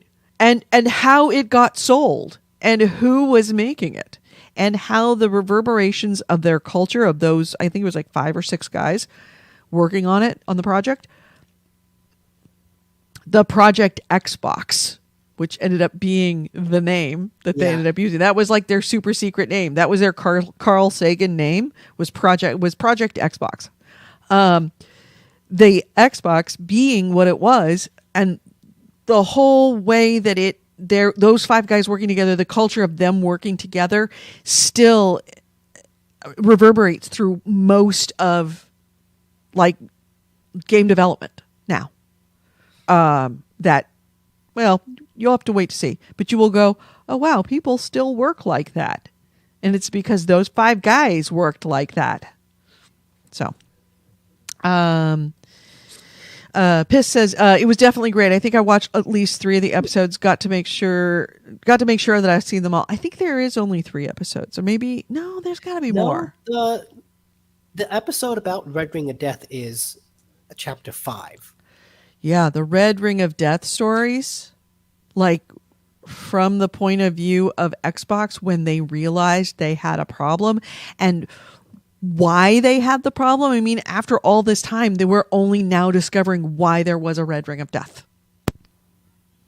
It's really, really good. AC Ray says, still doing the podcast. I'm subbed, but have not seen you in my updates since your brother was on. Oh. Who said that? I think he's talking about Pissed. Pissed. Oh. Yeah, no. Oh, Pissed podcast. All right. Good to know. Because my brother's never been on my show. My crazy QAnon. Well, he's not quite QAnon. He's everything but the name as far as QAnon. AC Ray says 6 episodes. Yeah, thank you for the link. All right, so I'm gonna go load up and try and get myself out of. Oh, I'm gonna try some multiplayer. I'm also gonna eat something because I should probably do that as well. I'm gonna eat something, drink something, piddle the dogs, and then I'm gonna try multiplayer. Sounds good. I'm going to finally hook up the PlayStation so that I can get back to my That's the only reason why you were playing other games, right? Is because you didn't have your X. Yes. Yeah, didn't have your PlayStation. That figures. Thank you for the link. There's Pist's podcast. User Pissed1, but 1553 is ISSE in the Pissed. All right, everyone. Have a great week. We'll talk to you next Sunday. Oh, what day, Nick? Are you not here because of your vacation? The 5th. So next week is okay, but the week after that. Got it. Next week, I really should not do a show next week because I've got to get ready for a garage sale. But all right, so the week after The week Memorial after that, Day. yeah, I'll be gone. All right. Cool. Have a great week, everyone. Talk to you later. Yes. Bye.